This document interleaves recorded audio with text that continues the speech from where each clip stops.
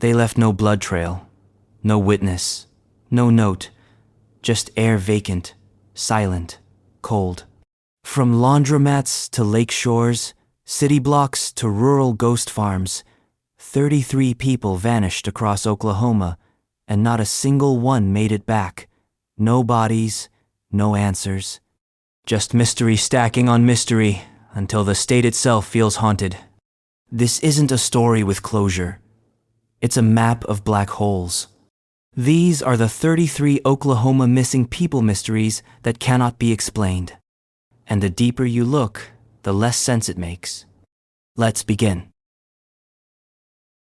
Before we dive in, hit that subscribe button if you're into real stories that don't have neat endings. It helps more people see the ones that vanish without a trace. And while you're here, drop a comment. Where are you watching from, and what time is it right now? Midnight? Noon? Somewhere between sleep and reality? We're listening. Loria Bible. 16. Welch, the 30th of December, 1999. It began like any other small-town night. 2 girls, a birthday sleepover, the warmth of a wood-burning stove cutting through the sharp December air. Loria Bible, 16 years old, was spending the night at her best friend Ashley Freeman's house in Welch, Oklahoma. A quiet place. The kind of town where people still left doors unlocked and waved at each other from porches. The kind of place where the night hums soft until it doesn't. The next morning, the Freeman family trailer was ash and cinder. Inside, police found the bodies of Ashley's parents, shot execution style. But the girls? Gone. No sign, no blood, no bodies. Just 2 teenage girls evaporated into the Oklahoma darkness, like someone had plucked them from the world while everyone slept. That's how Loria Bible became a mystery that refuses to rest. In the beginning, it looked like a fire investigation. Maybe an accident, maybe not. But then came the bullets. Then came the realization that Loria's car was still parked outside, untouched. Her purse was inside, her jacket, her cigarettes, all the things a teenage girl might have taken with her if she'd walked away willingly. But she hadn't, and neither had Ashley. Investigators fumbled the early hours. The crime scene wasn't locked down. Evidence was trampled. Witness statements were loose. Local law enforcement didn't treat it like a kidnapping, not at first.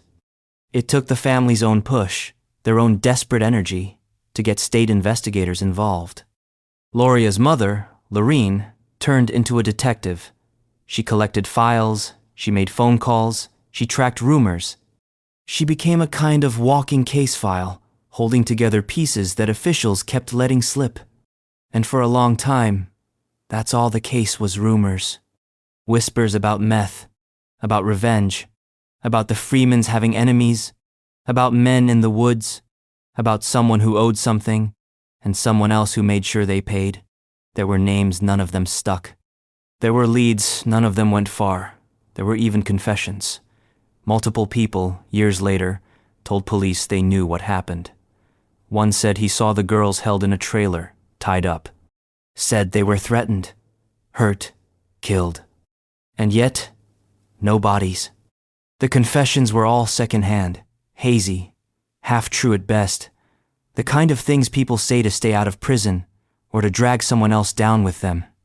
Law enforcement named 3 men as suspects in 2018. They charged one. He was already in prison for something else. They said he helped kill the girls. He claimed the other 2 did the dirty work. Those 2 were dead by then, one shot in a police standoff, the other dead from natural causes. So, it ended where it began, with silence. No DNA, no bodies, no proof. Just this eerie sense that Loria and Ashley vanished into a dark undercurrent of rural crime and were swallowed by it completely. But Loria Bible's name still lives on in Oklahoma. Her face, frozen in teenage time, looks out from posters and news reports like a ghost with questions. Her mother still pushes, still speaks, still walks into police stations with old files in hand, reminding them that the case is not closed. And this is the horror of certain mysteries. It's not the blood. It's not the fire. It's not even the silence. It's the moment when a girl goes to a sleepover and the world decides she never came home. It's the way something so normal can turn mythic overnight. A fire, a murder, a double disappearance, and not a single footprint left behind. But if you thought that was chilling, wait until you hear what happened to Ashley Freeman that same night. Because her story, it doesn't end any softer. Ashley Freeman, Welch, the 30th of December, 1999. Ashley Freeman didn't vanish. She was taken. At least, that's what her family believes. It was her birthday, Sweet 16, that teenage milestone marked not with cake and car keys, but with fire, gunshots, and an ending that still has no ending. When the sun rose over the Freeman family trailer on the 30th of December, 1999, the home was gone, reduced to smoldering wreckage. Her parents, Danny and Kathy Freeman, were found inside, both victims of a violent end. But Ashley, she wasn't there. She had disappeared alongside her best friend, Loria Bible. And even though they vanished at the same moment, in the same place, Ashley's disappearance carries its own shadows. Because if Loria was a mystery, Ashley was a warning. There's something that separates Ashley's story from Loria's. It's the layer of trouble. The quiet suggestion that the Freemans had enemies, and that those enemies might have been wearing badges. Danny Freeman was known to have tension with local law enforcement. His son, Shane Freeman, had been shot and killed by a deputy the year before, in a controversial incident that left deep scars on the family. The official story said Shane pulled a weapon. The Freemans didn't buy it. They believed their son had been executed. That resentment simmered into something toxic, into public accusations and loud anger. Ashley, caught in the middle of it all, had grown up fast. She was the kind of teen who stood her ground, sharp, strong-willed. She loved horses. She loved her brother. And she didn't let people tell her what to think. So when her parents were found murdered and her home burned to the ground, some people didn't just think random violence. They thought retaliation. And here's where things get even murkier. The morning of the fire, police found only one body in the trailer, Danny Freeman. They assumed Kathy had escaped with the girls. A small search was done, but no second body was found. It wasn't until the next day, when Loria's parents returned to the scene themselves, that someone discovered Kathy's remains missed by investigators, lying in plain sight. Think about that. 2 teenage girls had vanished, a family had been destroyed, and the crime scene wasn't even searched properly. Loria's parents had to do it themselves. This failure, that one detail, cemented distrust between the Freeman family and the authorities forever. Ashley's relatives always believed law enforcement botched the case. Some even suggested they didn't want to solve it. The theory went that someone had silenced the Freemans, and Ashley had either seen too much or gotten swept up in the chaos. Either way, she was gone. Years passed. A new set of investigators took over, and then came the whispers. A man named Ronnie Busick was arrested in 2018, almost 20 years after the girls disappeared. He was charged in connection with the murders and kidnappings, based on witness statements that had floated around for years but had never been pinned down. According to those accounts, Ashley and Loria were abducted and held captive by Busick and 2 accomplices, both now dead. The motive? Drugs, revenge, control? The details? Too grim, too scattered, and critically never verified.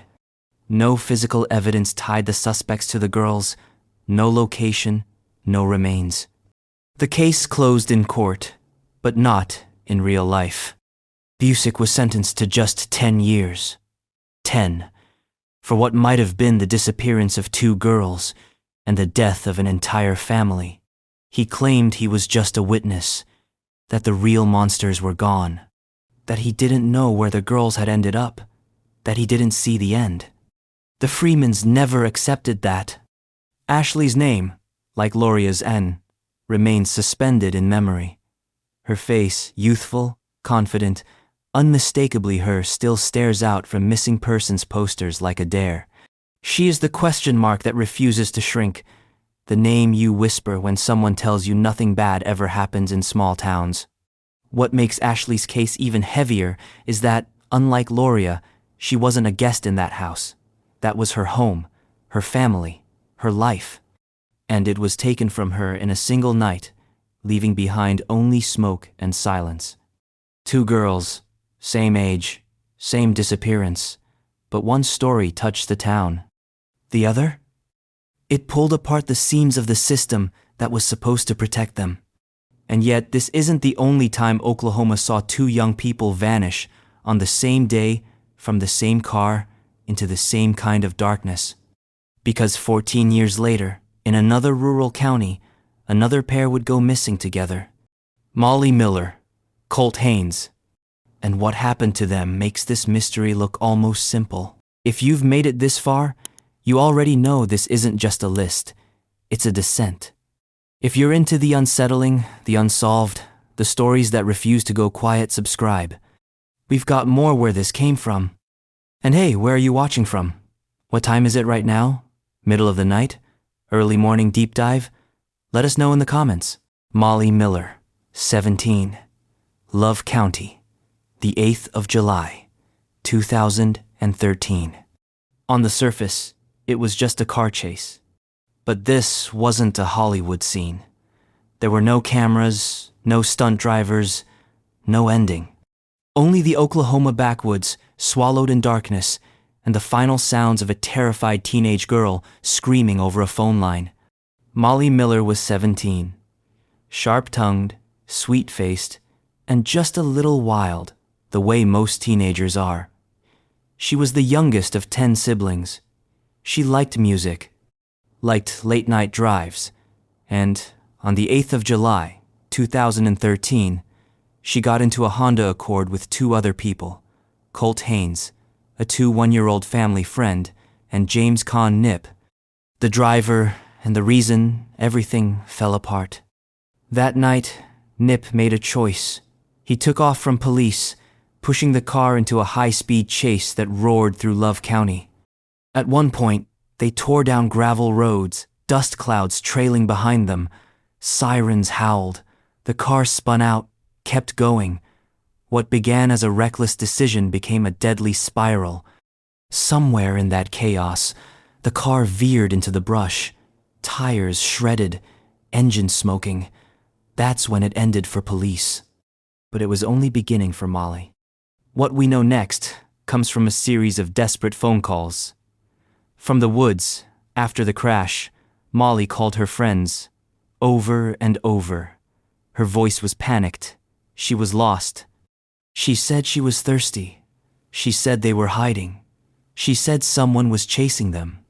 And then nothing. The calls stopped. Her phone went dark, just like Colt's. Neither one was seen again. At first, no one knew what to make of it. It wasn't unusual for teens to disappear for a night or two. But days passed, then weeks. Search parties combed the woods. Helicopters flew over treetops. Boats were launched into ponds and creeks. Nothing. Love County Pop, just over 3,000, wasn't used to this kind of mystery, but it was used to something else. Silence. Especially when the people involved had familiar last names. James Con Nip, the driver, was the cousin of the county sheriff at the time. That detail, it changed everything. Because what should have been a straight-up investigation turned into something twisted. Reports weren't filed right. Witnesses were intimidated or ignored. Rumors swirled that Molly had been seen after the crash at a house party, in a pickup, walking a back road, but nothing ever confirmed. Her family pushed. Her cousin, Paula Miller Fielder, became a one-woman investigation unit. She tracked timelines, pressured the sheriff's office, called news stations. She believed Molly was hurt that night. Maybe worse, she believed someone knew and wasn't talking. What made it worse was the number of people who seemed to have a story, just not the truth. Some said Molly was left behind in the woods and died from exposure. Others claimed she was helped, taken in, hidden for a while. A few went darker, hinting that something bad happened out there, something people wanted buried. But what's strange is how many of those stories revolved around fear, not of the woods or the night, but of people in power, people who didn't want things stirred up. And there was a lot to stir. Molly had been in trouble before, so had Colt, and so had James Con Nip. The car they were in was reportedly stolen. The chase wasn't some harmless ride, it had consequences. But the investigation stalled again and again. Leads dried up. Nip was eventually sentenced to prison, but not for the disappearance, just for the chase itself. No one has ever been charged in Molly Miller's case. Still, her family searches. To this day, Paula drives back roads in Love County with a shovel in her trunk. She checks ponds, trails, abandoned sheds. She says she won't stop until she brings Molly home, or at least finds a piece of her. And here's what lingers. That night, the 8th of July, 2013, was pitch black. No streetlights, no city buzz, just the woods swallowing sound. Molly was out there, somewhere, scared, alone, possibly hurt. And despite everything, the tech, the manpower, the media, it was as if she was erased. And yet, she wasn't alone, because Colt Haynes was with her. And his story, it disappeared with hers, but it started with something even more bizarre. A chase, a crash, a voice on a phone, and a final call that ended mid-sentence. Colt Haynes, 21, Love County, the 8th of July, 2013. Colt Haynes didn't run into the woods alone. He ran with Molly. And somewhere along the way, they both vanished. Colt was 21, rough around the edges, known in town but not exactly liked by everyone. He had a reputation trouble here, fight there, that kind of story. But beneath the headlines and hard talk, there was a quieter kid. One who loved his siblings, who made people laugh, who didn't deserve to be reduced to a whisper on a police scanner. Colt and Molly were close, not in a dating way, but in the way small-town connections run deep, shared pasts, tangled friend circles, late-night rides down empty highways. That's what the 8th of July started as. A ride, a bad idea, a situation that spiraled. The Honda Accord they climbed into that night belonged to someone else, a relative, a friend, depending on who you ask. But the man behind the wheel, James Con Nip, was the common thread. Fast driving. Faster decisions. When law enforcement spotted the stolen car, Nip floored it. The chase hit speeds over 100 miles per hour. It left pavement behind. Dust turned the night opaque. At one point, police backed off claiming the roads were too dangerous. That's when the car tore off into the brush and disappeared. After the crash, Colt started calling. Like Molly, he made a string of panicked phone calls. The tone was unmistakable. Fear. He was disoriented, maybe injured. He said they were in the woods, said he didn't know where. He begged for help. He told one friend he could hear someone coming. Then the line cut out. And just like that, Colt Haynes vanished. Searchers found nothing, no clothing, no blood, no signs of a struggle, just the woods, thick, thorny, endless. Search dogs picked up a scent trail at one point, but it ended abruptly, like they'd walked off a cliff or into something that swallowed them whole. Colt's family never believed he simply got lost. They knew those woods. He did too. He'd hunted out there, camped. He could have found his way out, unless something, or someone, made sure he didn't. In the aftermath, rumors spread like wildfire. Some said Colt had been hiding out, that he didn't want to be found. But that theory crumbled fast. Colt had no money, no car, no ID. He was tight with his family. He called his grandma almost every day. He'd never go dark voluntarily. And Molly? She would have surfaced.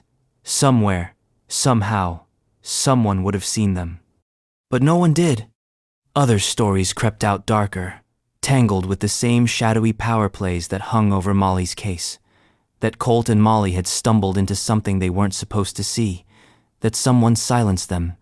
That the chase wasn't the beginning of the story, but the end. Colt's family heard it all. They heard names, locations, witnesses who swore they saw Colt in the days after the disappearance, walking with a limp, shirtless, begging for water. One story said he'd been held in a house. Another claimed he'd been taken care of. But every tip led to a dead end. And the deeper you dig into Love County, the weirder things get.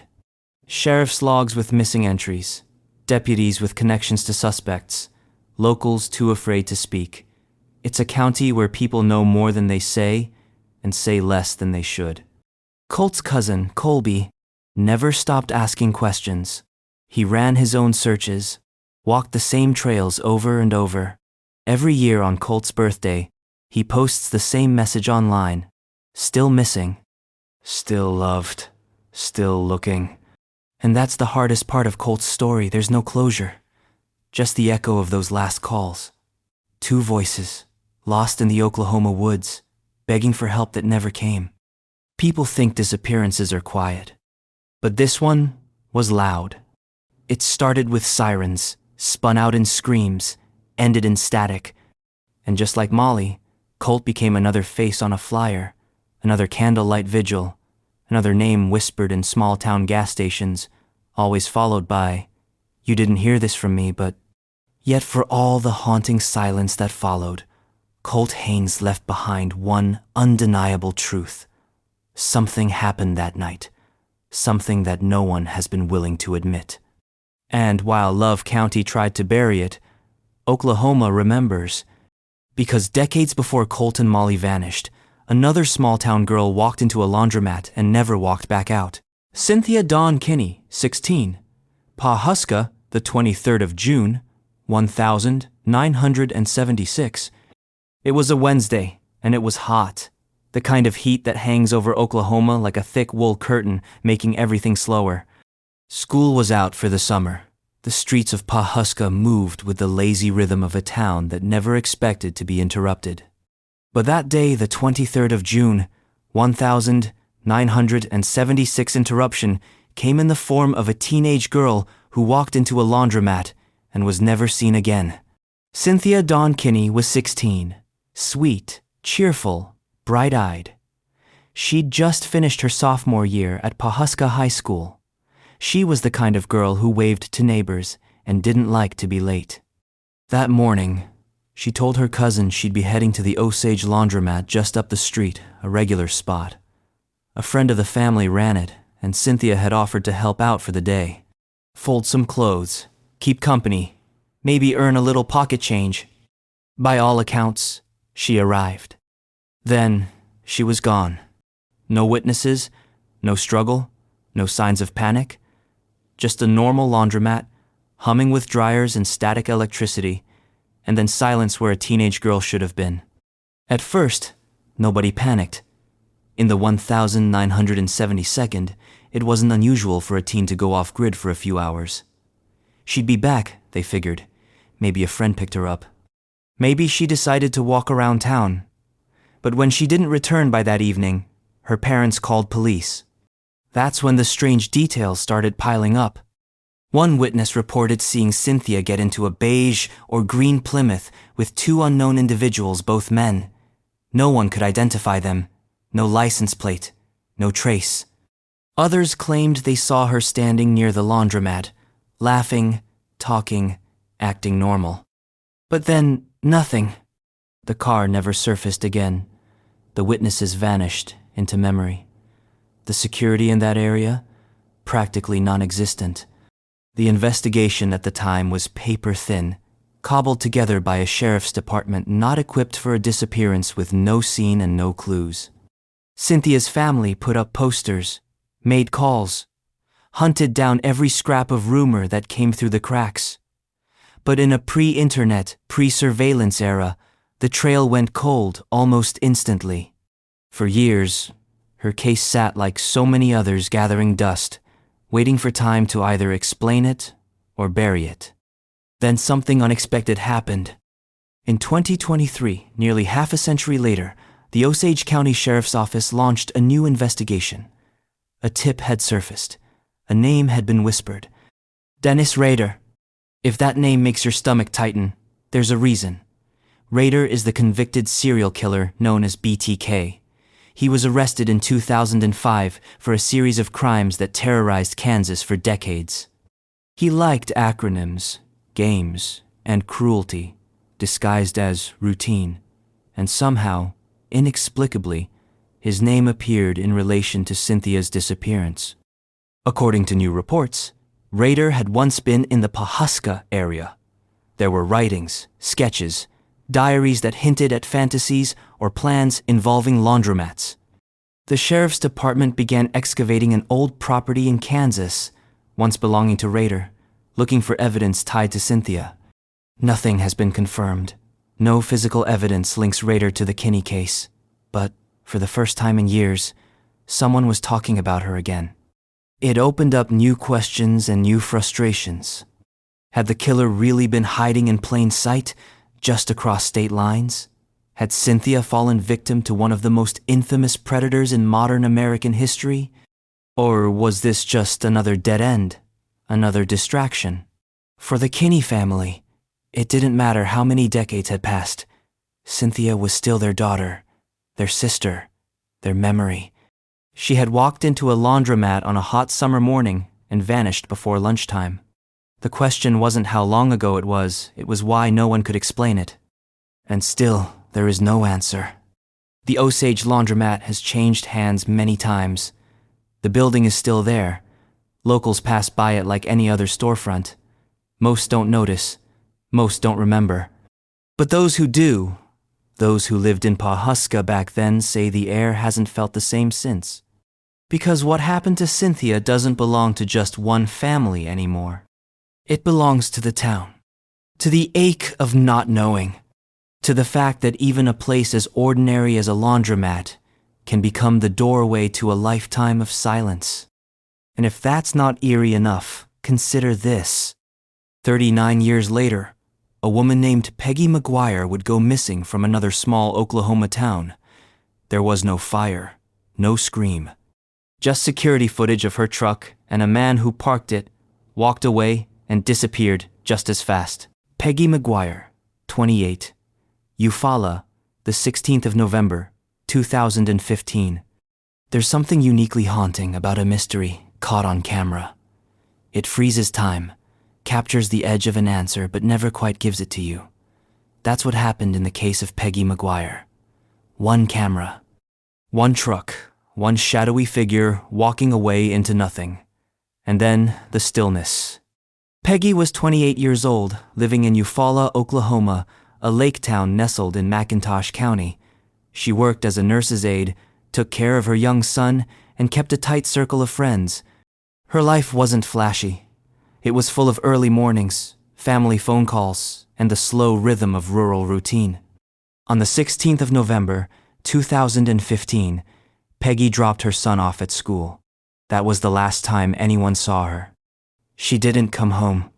At first, it didn't send off alarm bells. People miss calls, get busy, stay over with friends. But then she missed work. Then she missed more than one day. And then her family got worried because Peggy wasn't the kind of person who ghosted her life. That's when the footage surfaced.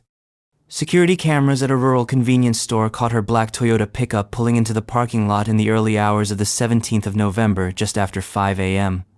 The headlights were still on. The door opened. A man stepped out, alone. He walked away on foot, calm and casual, like someone leaving a grocery store run. But the footage was grainy. No face, no identity. Just a figure dressed in dark clothes. Peggy wasn't in the truck. She wasn't anywhere. The vehicle was found later that same day, abandoned in the lot. No blood, No signs of struggle. No clues. The truck was clean. Too clean. Investigators believe Peggy disappeared sometime after dropping her son off the day before. Somewhere between that school parking lot and that gas station lot, she was erased. And that word erased isn't used lightly here. Because Peggy's case didn't just fizzle, it hit resistance, walls, people who didn't want to talk, questions no one seemed eager to answer. According to friends and family, Peggy had been in a long, complicated relationship with the father of her child. The relationship was rocky, on again, off again. Some described it as volatile. Others said it was tense, especially in the final months. When police began to dig, they zeroed in on people close to Peggy. They questioned those who might have known her last movements, but the answers were inconsistent. Everyone had a version, but none of them lined up. The man seen leaving the truck was never identified, not officially. But ask anyone in Eufaula, and they'll tell you. People talk, people have ideas. There's a name everyone whispers, and it isn't a stranger's talk. The Oklahoma State Bureau of Investigation got involved. Search teams scoured rural properties with cadaver dogs. Helicopters scanned forest lines. Ponds were drained. Wells inspected. Nothing. Peggy's phone records were traced. Her social media combed. There were no messages out of place. No calls for help. Just stillness. And that's what makes her case so disturbing. It wasn't loud. It didn't make national headlines. It didn't involve a chase or a crime scene or a group of missing people. It was just one woman, one truck. One moment of footage that showed everything and nothing at the same time. Her mother, Vicky, has never stopped fighting. She keeps Peggy's name alive through social media, local interviews, candlelight vigils. She believes someone knows that silence is protection. That loyalty, or fear, is stronger than justice in McIntosh County. She's not alone in thinking that. Locals say Eufaula has two sides. The surface-friendly, lake town slow, and underneath, a web of tight-lipped connections. Everyone knows everyone. And everyone knows someone who's keeping quiet. Over the years, there have been whispers of confessions, bar talk, late-night admissions that someone knows what happened to that girl. But nothing ever made it to court. No body. No arrest. No resolution. Just a family that wakes up every morning wondering where Peggy is and who walked away from her truck before dawn. The case remains open. The reward remains unclaimed. And the footage, it's still there, looping in the minds of those who've seen it, a silent reminder that you can watch someone vanish, frame by frame, and still have no idea what really happened. But in Oklahoma, this kind of mystery isn't rare. Because years before Peggy disappeared, another girl in Oklahoma City got on her bike, headed to a friend's house, and never arrived. Her name was Amber Renee Barker, and her trail, too, went cold fast. Amber Renee Barker, 16. Oklahoma City, the 18th of December, 1997. There's something heartbreaking about an ordinary plan gone wrong. Amber Renee Barker was 16 years old, a December baby, smart and shy, the kind of kid who blended in at school but had a quiet strength about her. She had freckles, a soft voice, and a love for books. And like most teenagers in the late 92nd, she didn't carry a phone in her pocket, didn't have GPS tagging her every step. She just had her bike, and a plan to visit a friend after school. It was the last week before Christmas break, the kind of week where students were half present, already dreaming about presents and hot cocoa and sleeping in. Amber was excited. She had plans to ride her bicycle from her home near Northwest 50th and Blackwelder to a friend's house in the neighborhood, not far, maybe 10, 15 minutes away. A simple trip, a familiar route. She never arrived. When Amber didn't come home that evening, her family immediately knew something was wrong. This wasn't a girl who stayed out late. This wasn't a rebellious streak. She had told them where she was going. She had every intention of coming back. She just didn't. Oklahoma City police launched a search, the kind you'd expect: patrols, flyers, door-to-doors. They canvassed neighborhoods, questioned friends and classmates, and traced her route. Somewhere along that short ride, Amber disappeared. No witnesses, no calls for help, no signs of a struggle. Her bike was never found. That small fact missing along with her might be the most telling. If she had crashed, or run away, or been picked up by someone she knew, the bike would have been left behind. But it wasn't. It vanished with her. So did every trace of her. At first, there was speculation. Maybe she ran off. Maybe there was a teenage secret, a hidden relationship, something no one knew. But that didn't hold up. Amber left behind everything. Her wallet, her clothes, her life, no money taken, no goodbye note, and the friends she was headed to see? They were waiting, confused, never saw her that day. Police considered possible suspects. There were a few known offenders in the area, people with troubling histories, people who had lived nearby or passed through, but nothing stuck, no DNA. No credible tips. Just another name added to Oklahoma's growing list of girls who left one day and didn't come back. Her mother never stopped searching. For years, she plastered the neighborhood with flyers. She organized vigils. She checked hospitals, homeless shelters, morgues, any place Amber might turn up. There were moments of false hope, a call from someone claiming to have seen her, a Jane Doe case in another state, a tip about a girl in trouble in a motel room.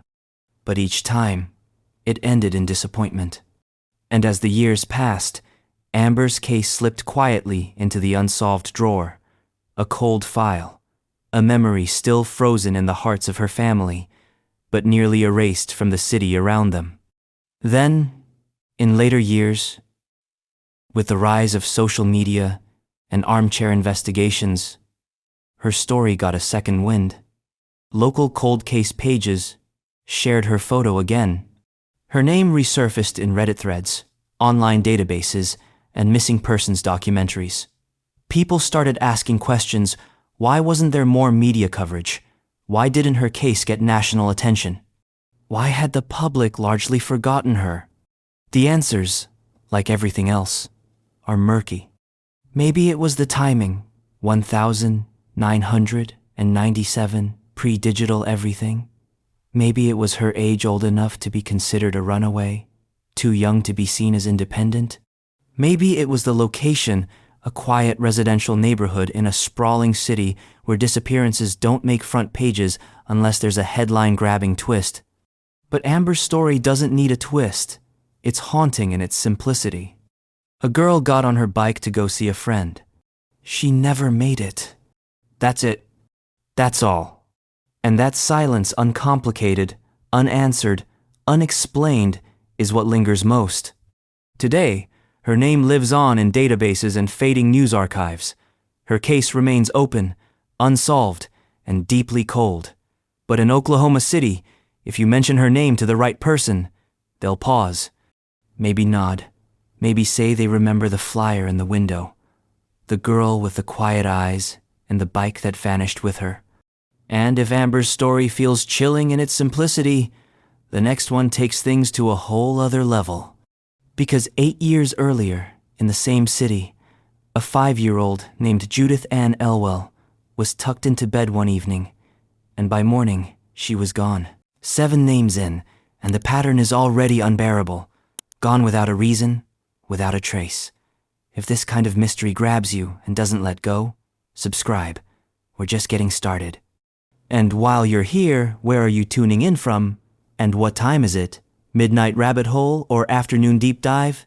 Drop it in the comments. Judith Ann Elwell, 5 Oklahoma City, May 14, 1967. Before doorbell cameras, before Amber alerts, before the idea that a child could vanish from her own home was etched into every parent's nightmares, there was Judith Ann Elwell. She was 5 years old, bright, playful. She lived with her parents in a modest home in northwest Oklahoma City, near Northwest 18th Street. It was a quiet neighborhood in 1967.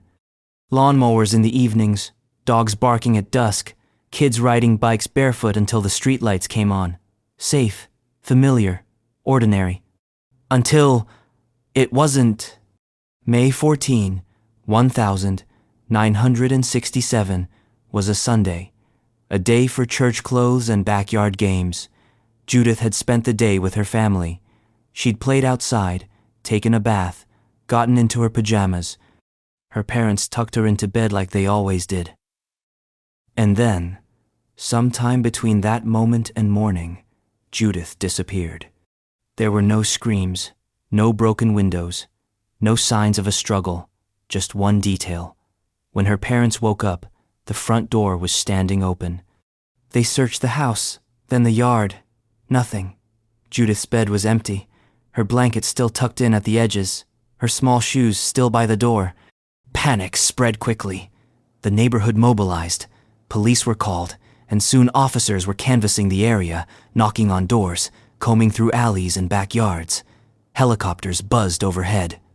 Volunteers searched ditches and drainage canals. But Judith was gone, completely. The police investigated all possibilities. Family members were questioned, neighbors too. There were no custody battles, no domestic disputes, no known threats, no motive. The child was well cared for, loved. There was nothing that made sense. It didn't help that in 1967, the tools for solving a disappearance like this were limited. There was no digital footprint, no way to track a child's movements beyond eyewitnesses and word of mouth. No databases connecting similar cases across state lines. Just one missing child, one family in anguish, and a neighborhood gripped by fear. Local news covered the story with urgency. Judith's photo, cherubic, smiling, appeared on the front page. Residents began locking their doors, something many had never done before. Her disappearance changed the way people thought about safety, about home. Days turned into weeks. Rumors crept in. Some claimed they'd seen a man lurking near the Elwell home in the days before. Others said a strange car had been parked nearby, but no one could provide specifics. Nothing was ever confirmed. Every sighting led to another dead end. And slowly, the case began to fade from headlines. But Judith's parents never gave up. They kept her room exactly as it was. Her toys stayed on the shelves. Her clothes remained in the drawers. Every time the phone rang, they answered with a flicker of hope. Every knock at the door brought a pause, a moment, a breath held too long. They cooperated with every new detective assigned to the case, every psychic who reached out, every lead, no matter how outlandish. They kept her name alive, even as the world moved on. Years passed. Decades. Then came the digital age, missing persons databases, cold case units, the possibility of connecting dots across time. The Oklahoma City Police Department kept Judith's file open, kept her name in the system. But no answers ever came. No remains, no evidence, no witness who finally cracked. Just a girl whose story ended with a front door left ajar in the middle of the night. And while most of Oklahoma has forgotten her name, the case still echoes in the city's history. A reminder that sometimes it's not what's heard or seen that haunts most. It's the absolute silence, the empty bed, the stillness of a neighborhood waking to a void where a child once slept. Judith's disappearance remains one of the oldest unsolved missing persons cases in Oklahoma. It set a precedent, not for how these cases get solved, but for how they never truly close. It laid the groundwork for a generation of parents who started checking locks twice, for kids who started being told not just to look both ways when they crossed the street, but to never talk to strangers, even if they seem nice. Judith Ann Elwell wasn't just a child lost, she was the beginning of a hard lesson in how quickly safety can unravel. And that unraveling would echo again, 14 years later, at the Oklahoma State Fair, when two girls, Charlotte Kinsey and Cinda Pallett, walked into a crowd, chasing the promise of a job. and never came back. Charlotte June Kinsey, 13, Oklahoma State Fair, the 26th of September, 1981. It was supposed to be the best day of the year. The Oklahoma State Fair, loud, bright, crowded, the kind of event that pulls in families from across the state with the promise of cotton candy, dizzying rides, stuffed animals the size of refrigerators, and the comforting chaos of 1,000 voices overlapping under the neon haze. It was a place that felt safe through sheer size. Too big, too busy, too public for anything bad to happen. But in 1981, that illusion broke wide open. Charlotte June Kinsey was 13 years old, a teenager still balanced between childhood and independence. She had strawberry blonde hair, braces, and a soft face just beginning to sharpen with age. She was excited about the fair. Her parents dropped her off that Saturday, expecting her to spend the day with friends, soaking in the fun, maybe winning a prize or two. What no one expected was that she'd walk off into the crowd and never be seen again. According to witnesses, Charlotte was last seen around 6 p.m. near the fairgrounds livestock barn. She wasn't alone. Another girl, her friend Cinda Pallett, was with her. They were approached by a man older, described as well-dressed and polite. He offered them a job, helping him unload equipment. Quick work, a few dollars, no big deal. They agreed. And that's the last time anyone saw them. When the girls didn't return that evening, their families knew something was wrong immediately. They weren't the type to sneak off. And in a place as massive and contained as the state fair, there were only so many exits, only so many places to go. Police responded fast. They interviewed carnival workers, attendees, vendors. Flyers went up overnight. A massive search was launched that spanned days and included helicopters, divers, and law enforcement from every surrounding jurisdiction. But nothing surfaced. Not a hair, not a shoe, not a single concrete clue. Only descriptions of the man, tall, thin, dark hair, driving a pickup truck, possibly green. But the sightings were vague, inconsistent. The man vanished just as thoroughly as the girls had. Then came the phone calls. Both families received strange, cryptic messages. One claimed the girls had been taken but were safe. Another said they'd be returned soon. None of them led anywhere. Police traced lines, tracked payphones, brought in profilers. No progress. Years passed. Investigators continued to revisit the case. A few suspects emerged: carnival workers with criminal records, drifters who'd passed through town that weekend, but nothing stuck.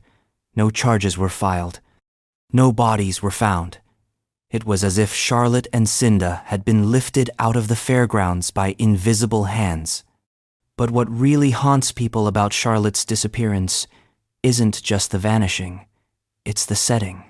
The state fair is chaos by design. People bump shoulders. Announcements boom over speakers. You can lose sight of your own family in seconds, then find them again 5 minutes later like it was nothing. But that chaos also makes the perfect cover. A stranger with the right voice, the right story, can slip through without raising a single red flag. Charlotte's family never stopped believing she was taken. That someone planned it. That the man wasn't random, but deliberate. A predator in a place designed for distraction. Her case remained in the spotlight for years, featured in newspapers, on missing persons posters, even on America's Most Wanted. Her photo became one of those haunting images people remembered young, braces visible, smiling like the world hadn't touched her yet. And yet, there was never an ending. No proof she was alive, no confirmation she wasn't, just one moment in a crowd, and then absence. In recent years, the case has been reopened by cold case investigators. New technology has been applied to the old files: DNA testing, facial recognition databases, witness re-interviews. Still, the same answer keeps surfacing. Nothing. No match. No trace. Charlotte Kinsey is now a ghost in Oklahoma's collective memory. Not forgotten, but frozen. Stuck in the moment she trusted a stranger and followed a promise into the crowd. And if you think her story is unsettling, remember this: she didn't vanish alone. Because her friend, Cinda Leanne Pallett, was right beside her, same age, same offer, same final walk, and her mystery is stitched into the same patch of missing time. Cinda Leanne Pallett, 13. Oklahoma State Fair, the 26th of September, 1981. Cinda Pallett vanished in lockstep with her friend Charlotte. Two girls, 13 years old. One ordinary afternoon at the Oklahoma State Fair, lured away with the promise of a quick job, and then nothing. It's impossible to tell their stories apart. The mystery is a braid, twisted so tightly together that to pull one strand means pulling the other. But Cinda had her own life, her own family, her own shadow cast over that wide, chaotic fairground, and her own place in one of Oklahoma's most disturbing unsolved disappearances. Cinda was described as bright, thoughtful, and a little shy. She was in 8th grade, living in Oklahoma City, with dreams that didn't stretch much farther than what any 13-year-old girl might imagine. Friends, maybe a boyfriend, maybe a dog. She was close with her family, trusted her parents, told them where she was going and with whom. She and Charlotte were inseparable. They spent the morning of the 26th of September, 1981, excited like any two kids let loose at the fair, with money in their pockets and 1,000 distractions to choose from. Rides, corn dogs, games, carnival barkers shouting over one another. You can picture it, the way the sunlight hits the Ferris wheel, the way your shoes stick to the pavement near the cotton candy stand. It was that kind of day. Then came the man. He offered them a job help loading equipment, just a few dollars for a bit of time. Harmless, he said. He was polite, seemed like someone they could trust. Maybe he said he was working with the fair. Maybe he mentioned someone they knew. Maybe he just didn't seem threatening. Either way, they said yes. And just like that, they walked out of view, walked off the edge of the known world.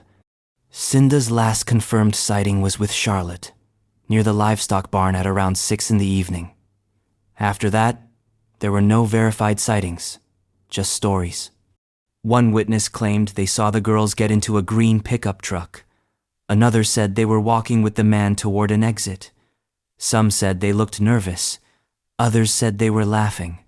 As the hours passed and darkness fell over the fairgrounds, the noise didn't change, but the meaning did.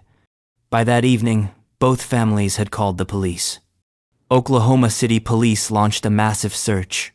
The fairgrounds were swept from end to end. Garbage bins, trailers, and animal stalls were all examined. State police, volunteers, and even the National Guard were brought in to search surrounding areas, but nothing turned up. No clothing, no backpacks.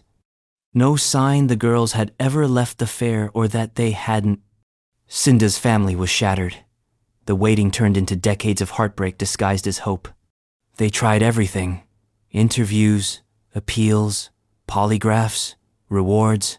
They sat across from detectives, year after year, retelling the same details, re-answering the same questions. Every time the phone rang, it came with a shot of adrenaline. Could this be it? Could this be the call? But it never was. In the following months, hundreds of leads poured in. Carnies and vendors were interviewed, some more than once. One carnival worker was briefly a person of interest. He had a record, had been near the area, and then disappeared himself shortly after. But nothing was proven. He was never charged. Decades later, Cinda's case is still cold, but it's not quiet. Her name resurfaces every time a fair comes to town, every time another young girl disappears, every time a cold case unit takes another look at the early 82nd. She is one half of a question that Oklahoma still cannot answer. There's a kind of violence in a mystery like this, not the kind with blood, but the kind that hollows, that turns families into amateur detectives, parents into archivists, and teenagers into legends. Cinda's bedroom remained untouched for years, her things exactly where she left them. Her parents didn't move, afraid that if she returned, she wouldn't know where to go. Her face, like Charlotte's, Han, was plastered across missing persons posters, broadcast on television, burned into the minds of every parent with a child who wanted to go to the fair. And what makes this story so haunting is not just the loss, it's the trust. Two young girls accepted an offer they thought was harmless because it came from someone who didn't look like a monster, someone who smiled, who made it sound easy. And in one instant, that trust was shattered for them and for the thousands of other children whose parents learned about their case. And as horrifying as it is that two girls could vanish from a packed, well-lit, highly public place, Oklahoma would soon face another case that stretched the limits of reason. This time, it involved a 6-year-old boy, a stolen identity, a decades-long deception, and a name that would echo across the country. His name was Michael Anthony Hughes. Michael Anthony Hughes, 6, Choctaw, the 12th of September, 1994. Some missing person cases are sudden and silent.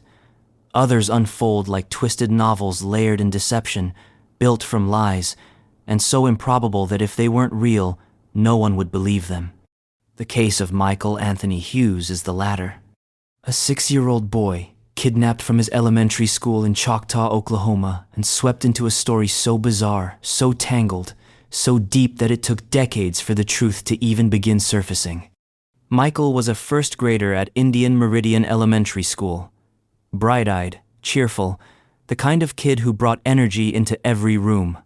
He was living in foster care at the time, placed there by the state after a turbulent upbringing. His foster parents described him as happy, curious. A child who loved to learn and was finally settling into something like stability, but Michael had a secret he didn't know he was carrying.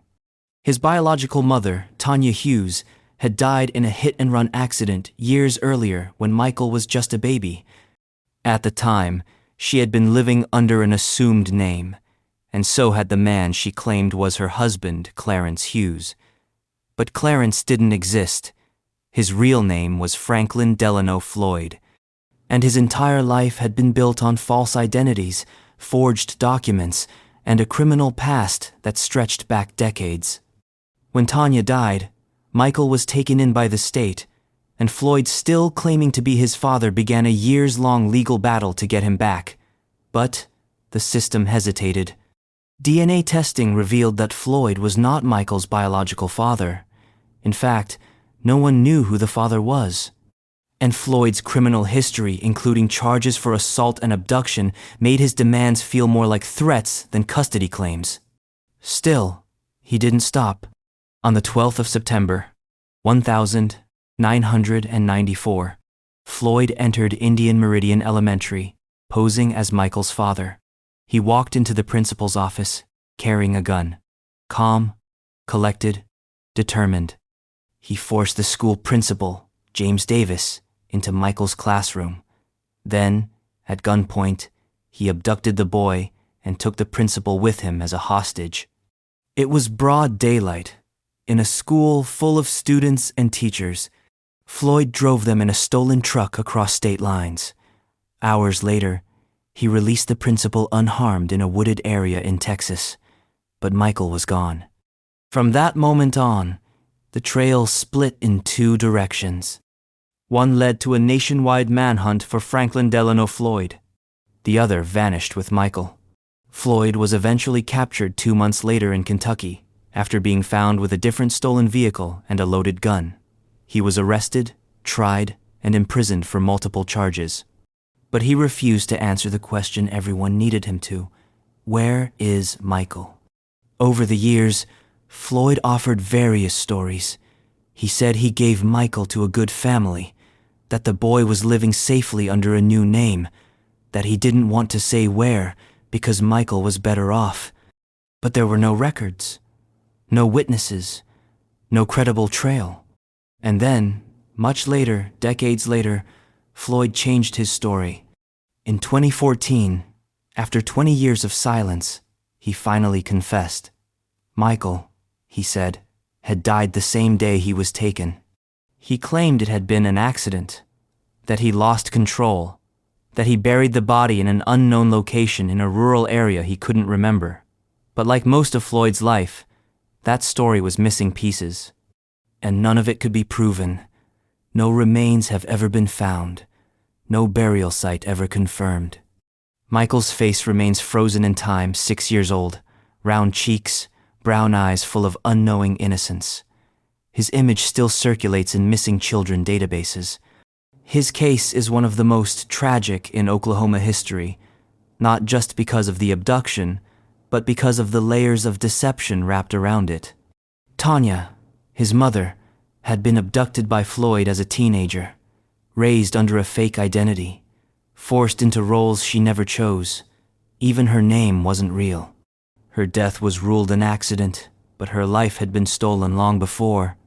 And Michael, born into that web, became its final victim. His story is about more than one boy. It's about a system that didn't see the red flags in time.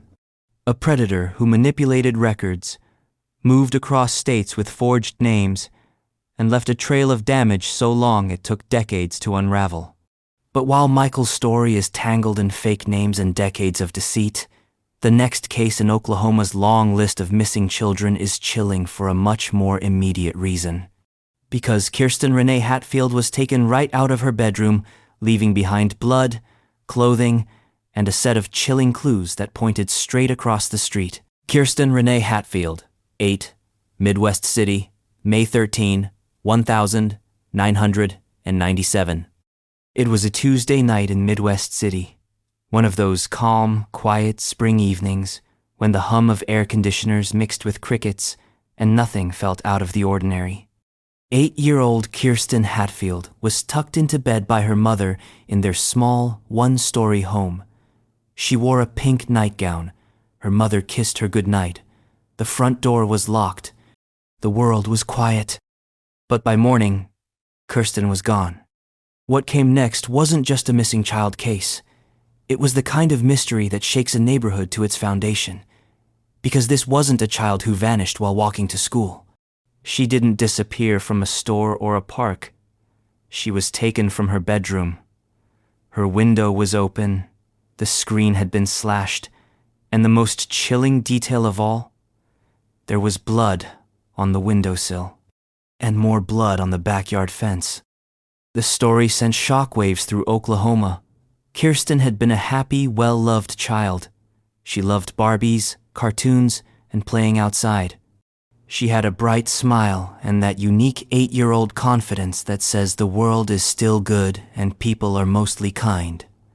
Her disappearance turned that belief inside out. Police arrived within minutes. A full-scale search was launched.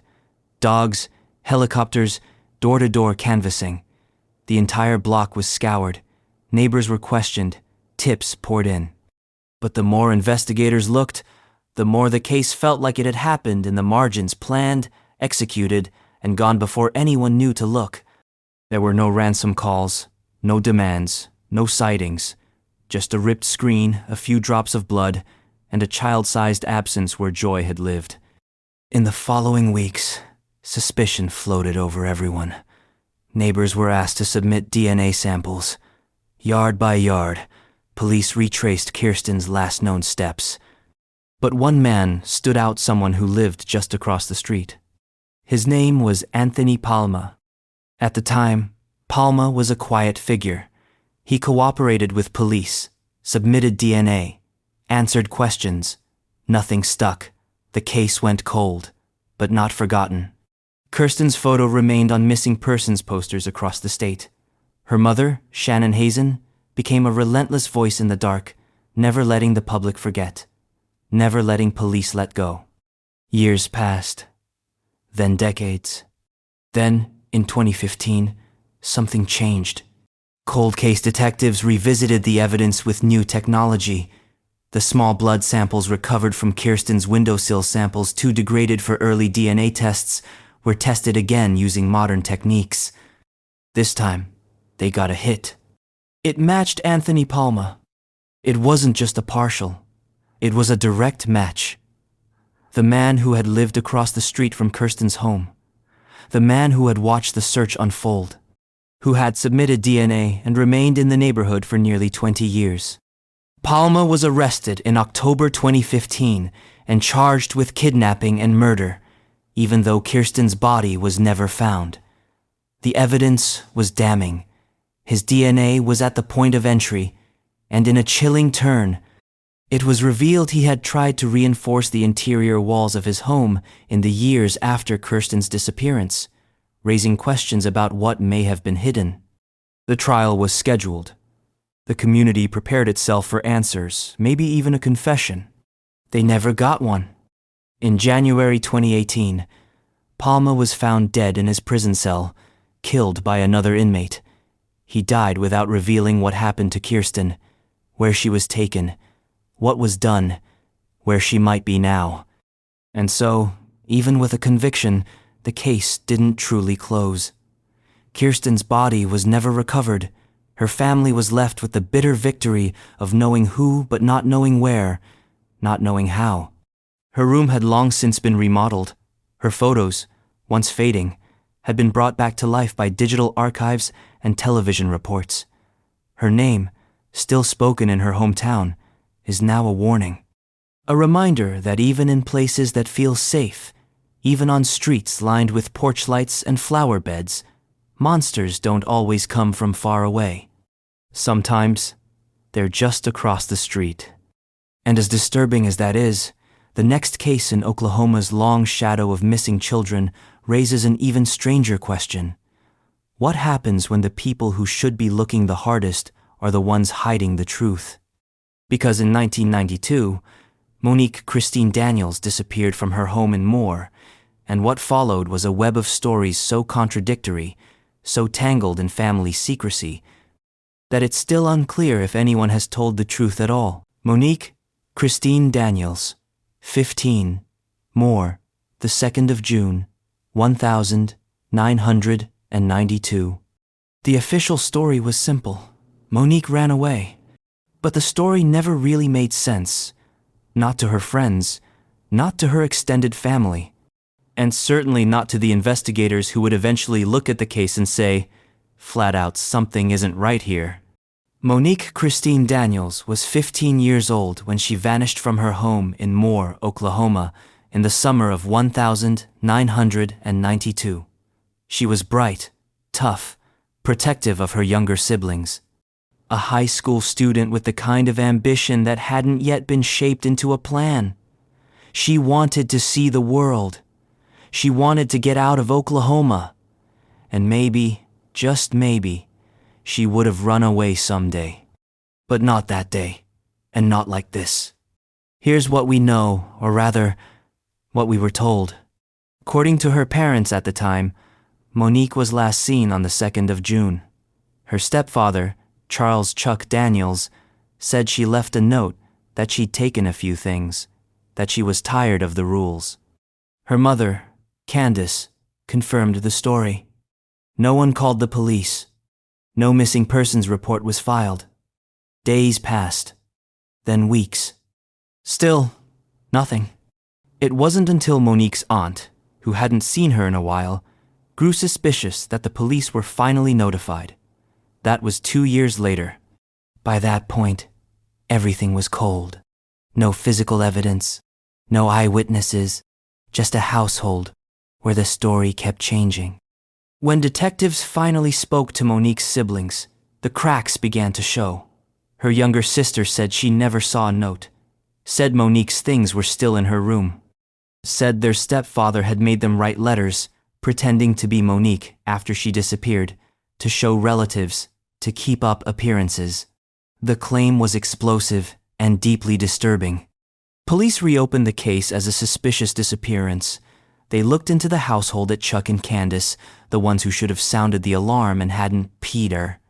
The parents maintained their story. They said Monique had reached out from Texas, that she didn't want contact, that she was fine. But investigators couldn't confirm any of that. The alleged phone calls were never traced. No official documents, no school records, no job applications, no driver's licenses ever surfaced under her name. She didn't get a social security number. She didn't open a bank account. She didn't exist after June 1992. For a runaway, that's unusual, nearly impossible. The deeper investigators looked into the family, the more questions emerged. There were allegations of strict rules, heavy-handed discipline, control that went far beyond the usual parent-teenager conflicts. Some relatives said Monique had confided in them, said she was scared, said she wanted to leave but didn't know how. That's why, for many people close to her, the theory of her simply running away didn't stick. It wasn't just that she disappeared, it's that her absence was treated as convenient. In 1994, Chuck Daniels made another bizarre move. He produced a videotape. In it, he claimed Monique appeared briefly in the background during a family trip to San Antonio, Texas. He said they spotted her by chance, that she looked healthy, that she waved and walked away. The tape, when reviewed by police, was inconclusive at best, grainy, unverifiable. A girl who might have resembled Monique, or might have been a stranger. Still, no one could locate her, and no one claiming to be her ever surfaced. Over the years, the case has taken on a surreal tone, not because it's complicated, but because it's simple and yet unsolved. No body, no note, no verified sighting. Just an empty space where a teenager used to be, and a family divided down the middle. Her siblings, now adults, still speak out. They believe she didn't run away, that something happened to Monique in that house, that someone knows, and that someone may have kept the truth hidden behind closed doors for decades. Monique's face is still out there on missing persons flyers, cold case sites, and documentaries. Her name comes up in forums, in conversations among amateur sleuths, and in police files marked with too many red flags. If she's alive, she's one of the longest-running teenage missing person cases in Oklahoma history. And if she's not, then someone in Moore got away with something unthinkable. But as twisted as the secrets in Monique's case are, the next mystery comes with a conviction and still no answers. Because Sally Jean Rawlings disappeared after leaving with her ex-husband, and though he was eventually convicted, her body has never been found. Sally Jean Rawlings, 29, Oklahoma City, May 22, 1982. Sally Jean Rawlings vanished on a warm spring evening in 1982. She was 29 years old, a mother, a friend, a fighter, the kind of woman who could handle herself in tough situations but wasn't immune to heartache. Her life in Oklahoma City was full of hard-earned resilience. She'd come through rocky relationships, worked jobs that didn't pay enough, and raised children while navigating the kind of stress most people never see. That's why, when she disappeared on May 22, it didn't take long for people to start asking questions. Sally had been spending time with her ex-husband that day. It wasn't unusual. They still had ties through family and children, but it was complicated. The relationship had been volatile, the kind of on and off dynamic that leaves people either fiercely loyal or permanently scarred. What's known for sure is that she was last seen getting into a car with him that evening. She never came home. When she didn't show up the next day, her family knew something was wrong. She wasn't the kind of woman to leave her kids hanging. She didn't vanish for attention. She wasn't someone who just disappeared for fun. Police were called. Her ex-husband, Charles Troy Coleman, told investigators she'd left of her own accord, said they argued, said she got out of the car and walked away. That was his story and he stuck to it. But there was no evidence she'd gone anywhere. No confirmed sightings, no calls, no packed bag. Sally had simply stepped off the edge of the map. Investigators didn't buy it, and they had good reason. Coleman wasn't just a guy with a temper. He had a long history of criminal activity, armed robbery, drug offenses, and disturbing patterns of control and intimidation. Police had already suspected him of involvement in other cases, and now Sally's disappearance had turned the spotlight back onto him. They searched his car, his home, questioned friends and family. Nothing conclusive. No body, no weapon, no scene. But then came the witnesses. Several people told police they'd heard Coleman make threats, that he talked about hurting Sally, that his stories didn't match from one telling to the next. One person claimed he joked about getting rid of her. Another said he made comments about her not bothering him anymore. The rumors escalated. The circumstantial evidence piled up. Then came the tip. Someone claimed they saw Coleman disposing of a large bundle near a rural stretch of road outside the city. Police searched, dug, scanned the area for weeks. Still nothing. But even without a body, prosecutors made their move. In a rare and difficult legal step, they charged Charles Coleman with murder without a body. It was one of the earliest such cases in Oklahoma at the time. The argument was simple. The totality of the evidence, the motive, the threats, and the timeline all pointed in one direction. Sally didn't run away. She was killed, and her ex-husband was responsible. The jury agreed. Coleman was convicted, sentenced to life in prison. Justice, in a way, had been served. But for Sally's family, it wasn't enough. Because justice without answers still leaves a hole. Her children never got to bury her. Her mother never got to say goodbye. Her friends never got the closure of knowing where she ended up. Her remains have never been found. There was no gravesite. No final farewell. Just a sentence life in prison and a hollow echo behind it. Over the years, Coleman never confessed, never revealed what he did with her. He died in prison in 2007, taking whatever truth he had with him. Sally's name still appears on missing persons databases, even though her case technically has a conviction. She's listed among the few whose killers were caught, but whose stories are still unfinished. She is a reminder of how justice can win in court and still lose in spirit. And while her case left a permanent mark on Oklahoma law showing that prosecutors can secure murder convictions without a body, it also raised the stakes for future cases. Because not long after Sally vanished, another woman in Oklahoma City disappeared under disturbingly similar circumstances. Nancy Jean Medina.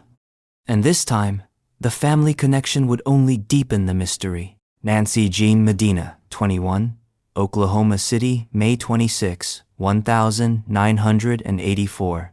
2 years after Sally Jean Rawlings vanished into the Oklahoma night, another young woman disappeared, this time under eerily familiar circumstances. Same city, same age range, same cloud of tension hanging over a troubled relationship. But this time, there was another twist. The mystery didn't just stop with her. It would eventually reach the next generation. Nancy Jean Medina was 21 years old when she was last seen. It was May 26, 1984 Memorial Day weekend. She had grown up in Oklahoma City, where she lived with her young stepdaughter, Meredith, and Meredith's father, with whom Nancy had shared a rocky, often volatile relationship. She had tried to leave him more than once.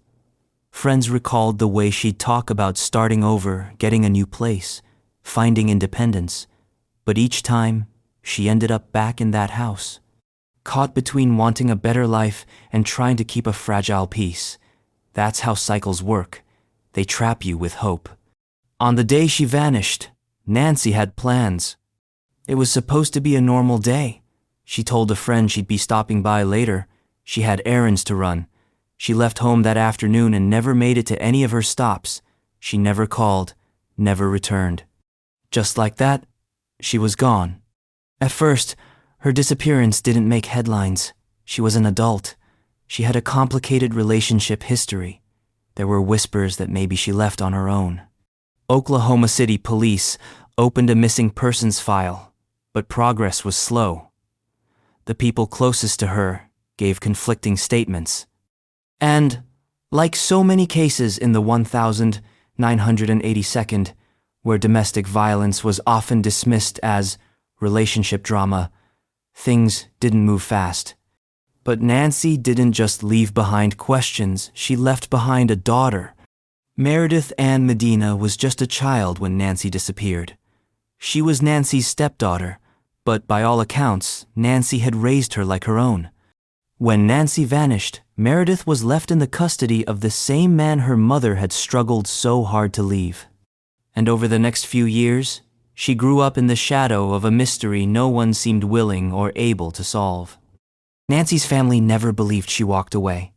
She had no car, no money, no plans to leave the state. She didn't even take basic belongings.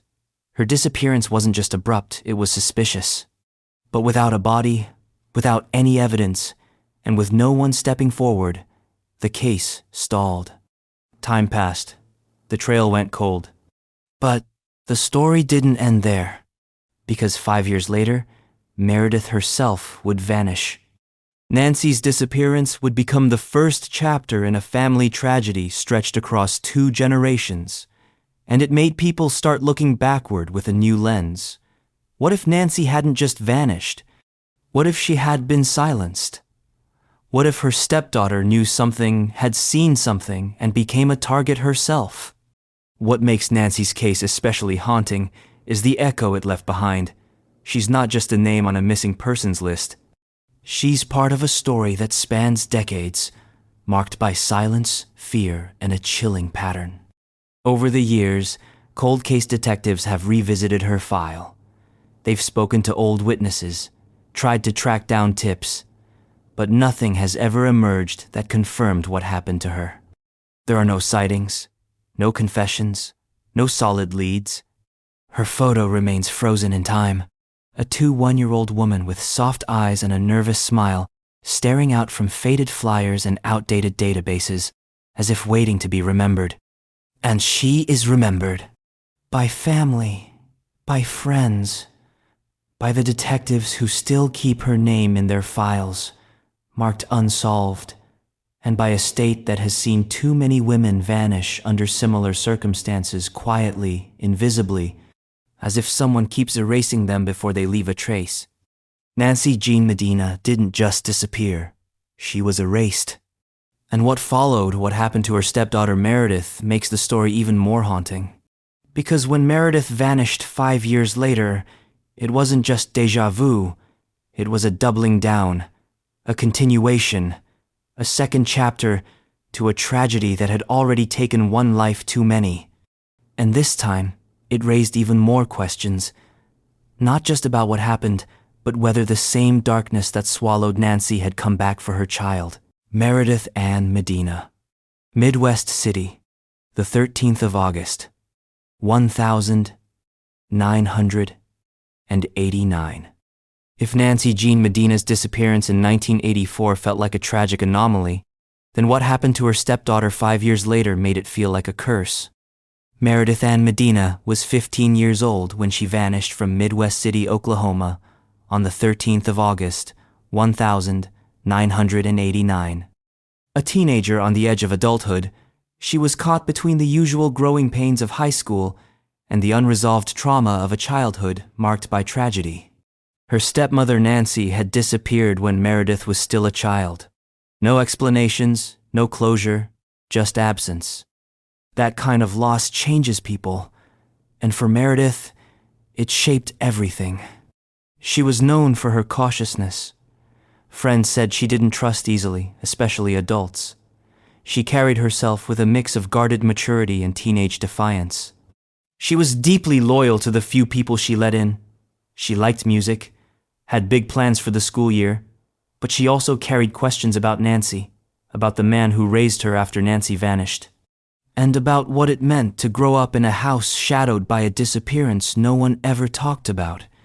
The 13th of August was a summer Sunday, the kind of hot, slow Oklahoma afternoon where everything moves like molasses. Meredith had plans to visit a friend nearby. She told someone she might walk or catch a ride. Her home was in a quiet neighborhood not far from schools, parks, the corner stores. She walked these streets all the time. But that day, she left the house and didn't come back. And just like her stepmother before her, she seemed to vanish into thin air. At first, no one panicked. A teenager not coming home wasn't always considered urgent in 1989. There was a tendency to wait to see if they'd return on their own. But hours turned to days. Phone calls weren't returned. Her favorite clothes were still in the closet. Her room untouched. Her money still in the drawer. Meredith hadn't planned this. Her family reported her missing, and the police opened a file. But like many teenage disappearances in the late 82nd, especially involving kids with complicated home lives, the case didn't trigger alarms the way it would today. There were suggestions that she was a runaway, that maybe she'd just left home, tired of the rules. But those who knew her disagreed. She wasn't reckless.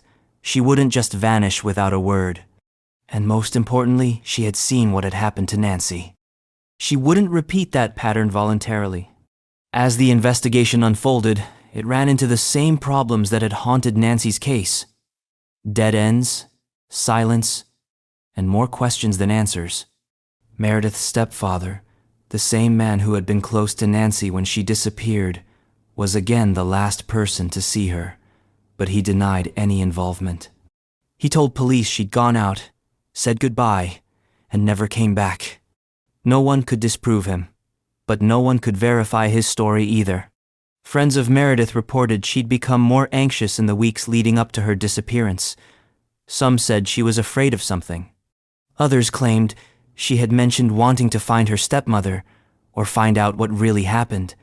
It wasn't clear whether she knew something or just felt something, that tension that creeps into a house where truth has been buried too long. Police searched the neighborhood, questioned friends, relatives, neighbors.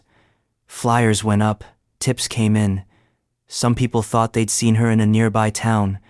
Others said they overheard someone talking about a girl from Midwest City who'd been taken. None of it led anywhere. Eventually, Meredith's file joined the stack of cold cases, unresolved, unexplained, and painfully similar to the one that came before it. 2 women, 2 disappearances, 1 family, and no answers. There's something unbearable about mystery repeating itself, like a cruel ritual, a pattern no one can break. Nancy Medina disappeared in 1984, Meredith Medina in 1989. Both young, both from the same household, both vanished without a trace. To this day, no remains have been found, no charges filed, no conclusive evidence has emerged. Just silence. Meredith is remembered in her school yearbook as smart and independent.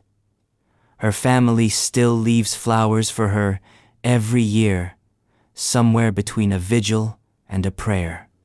And in cold case circles, her name is often paired with her stepmother's as one of Oklahoma's strangest and most haunting double disappearances. But Meredith's story isn't just a mirror of Nancy St. John. It's a reflection of something deeper, how patterns of loss, when left unresolved, can stretch across generations. And unfortunately, that theme only gets darker in the next case. Because when 8-year-old Donna K. Kingston left Tahlequah to visit a man she barely knew, she too disappeared without a sound. And this time, the road to nowhere led straight into the backwoods of eastern Oklahoma. Donna K. Kingston, 18, Tahlequah, May 11, 1984. Sometimes, the scariest stories start with something small, a favor, a trip, a quick visit that shouldn't take more than a couple of hours. That's how it was for Donna K. Kingston. She was 18 years old in the spring of 1984, just barely an adult, but already carrying the full weight of independence. Donna was from Tahlequah, a quiet college town in eastern Oklahoma surrounded by hills and hardwood forest. She lived with her family, worked when she could, and had dreams of moving to a bigger city one day. She was friendly, polite, maybe a little shy, but she wasn't naive. On May 11, Donna told her family she'd be going to Tulsa for the day. She was meeting up with a man she'd recently gotten to know, someone from Tulsa, someone older. The details were vague. Some say she met him through mutual friends. Others believe it may have been a brief romance, the kind that flames up fast and burns out just as quickly. What's clear is that Donna didn't seem nervous about the trip. She left on her own, said she'd be back. She never was. The man she was going to meet was reportedly someone with a sketchy past. Rumors swirled after Donna vanished that he'd had other women come and go from his life without much explanation. At the time, however, nothing stuck. Nothing criminal. Just whispers and innuendo. He wasn't charged. He wasn't questioned aggressively. Donna, police were told, was an adult. And adults had the right to go missing if they chose to. That assumption cost time, valuable time. Her family knew something was wrong. She hadn't taken many clothes. She hadn't packed for an overnight stay. She didn't have extra money or a plan to go anywhere else. She told her family she'd be back the same day. And when the day ended and she didn't return, they called the police. The problem? Back in 1984, the threshold for urgency was much higher. Officers told the family to wait. Maybe she got caught up with friends. Maybe she'd call. Days went by. No calls. No sightings. Her name didn't show up at any motels or bus stations. No activity on her social security number. No paycheck pickups. No nothing. And the man she was supposed to meet? He denied knowing anything. He said she never arrived. There was no proof she ever made it to Tulsa. No one came forward saying they saw her in the city that day. If she did arrive, she vanished before making it to any public place. And if she didn't, then the disappearance happened somewhere in between. Tahlequah to Tulsa is roughly 75 miles. Highway and back roads, thick stretches of woodland, small towns where people don't ask too many questions. 1,000 places someone could disappear without a trace. And that's exactly what happened. Searches were done, flyers posted, volunteers combed through wooded areas between Tahlequah and Tulsa. Nothing surfaced, not a shoe, not a bag, not a single hair. Donna was gone. Her case grew cold quickly. The man she was supposed to meet faded back into his life. Police couldn't prove anything. They couldn't even say for sure whether he saw her that day. There were no phone records. No surveillance footage in 1984. No texts, no digital trail. Just a name, a date, and a vanishing. Her family, heartbroken and frustrated, refused to let her become a statistic. They talked to local media, organized search events, pressured law enforcement to keep looking. But with no fresh leads, the case went quiet. Years passed. Donna's siblings got older. Her friends moved on. But she remained frozen in time, 18 forever, somewhere on the road between here and nowhere. Today, Donna's case is part of Oklahoma's long catalog of unresolved disappearances. She's often mentioned in online forums, her name listed next to others who vanished in the same era, often under similar circumstances. A young woman, a new acquaintance, a road trip that ends in silence. And what's perhaps most unsettling is how easy it was for her to disappear. No scene, no witnesses, no struggle, just gone. It's the kind of case that lingers in the back of your mind the next time someone says, "I'll be right back." Because Donna K. Kingston said the same thing. And she never was. And just when you think these disappearances couldn't feel more like they're stitched together by fate, the next case offers a familiar twist. Joanne Marie Roselle also vanished after an argument, only this time, she walked out of a public space and into the dark, never to be seen again. Joanne Marie Roselle, 29. Oklahoma City, the 10th of June, 1989. The last place Joanne Marie Roselle was seen was a bowling alley. Of all the settings where people vanish, a long drive, an empty road, the woods in the dead of night, This one felt the most ordinary, the most public. But the difference between a public place and a safe place can come down to seconds. One decision, one door, one wrong turn. Joanne was 29 years old in the summer of 1989. She lived in Oklahoma City and was trying to rebuild. Like so many women her age, she was caught between chapters, recently separated, trying to find stability, raising kids while untangling herself from the weight of a messy relationship. She had friends. She had plans. She had hope. On the night of the 10th of June, she met up with her ex-husband at a local bowling alley. Some accounts say it was supposed to be a casual meeting. Others suggest it was an attempt to talk things out, to settle old tensions, or just to keep things civil for the sake of their shared history. What's clear is that they argued. Witnesses saw it. It wasn't violent, but it wasn't quiet either. At some point during that evening, Joanne walked out. Alone. No one saw her after that. She didn't get into a car. She didn't call a friend. She didn't stop by a gas station or restaurant down the road. She stepped out of the bowling alley and vanished into the Oklahoma night. When she didn't come home, her family knew something was wrong. She wasn't reckless. She had responsibilities, a job, kids. She wouldn't just walk away without telling anyone. But the police didn't treat it as an emergency. At first, there was speculation. Maybe she needed space. Maybe she'd gone off to cool down. Maybe she just needed a break from the stress in her life. The usual things people say when someone disappears without a dramatic exit. But hours turned to days, then a week. No phone calls, no sightings, no activity on her bank account, no luggage missing, and crucially, no evidence she had ever made it more than a few blocks from that bowling alley.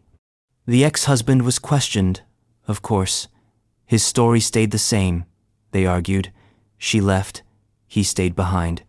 No foul play, no follow-up, just frustration. There was no direct evidence linking him to anything sinister. No witnesses saw them leave together. No camera caught anything unusual. And in 1989, without a crime scene or a confession, police didn't have much to go on. Joanne's family kept the pressure on.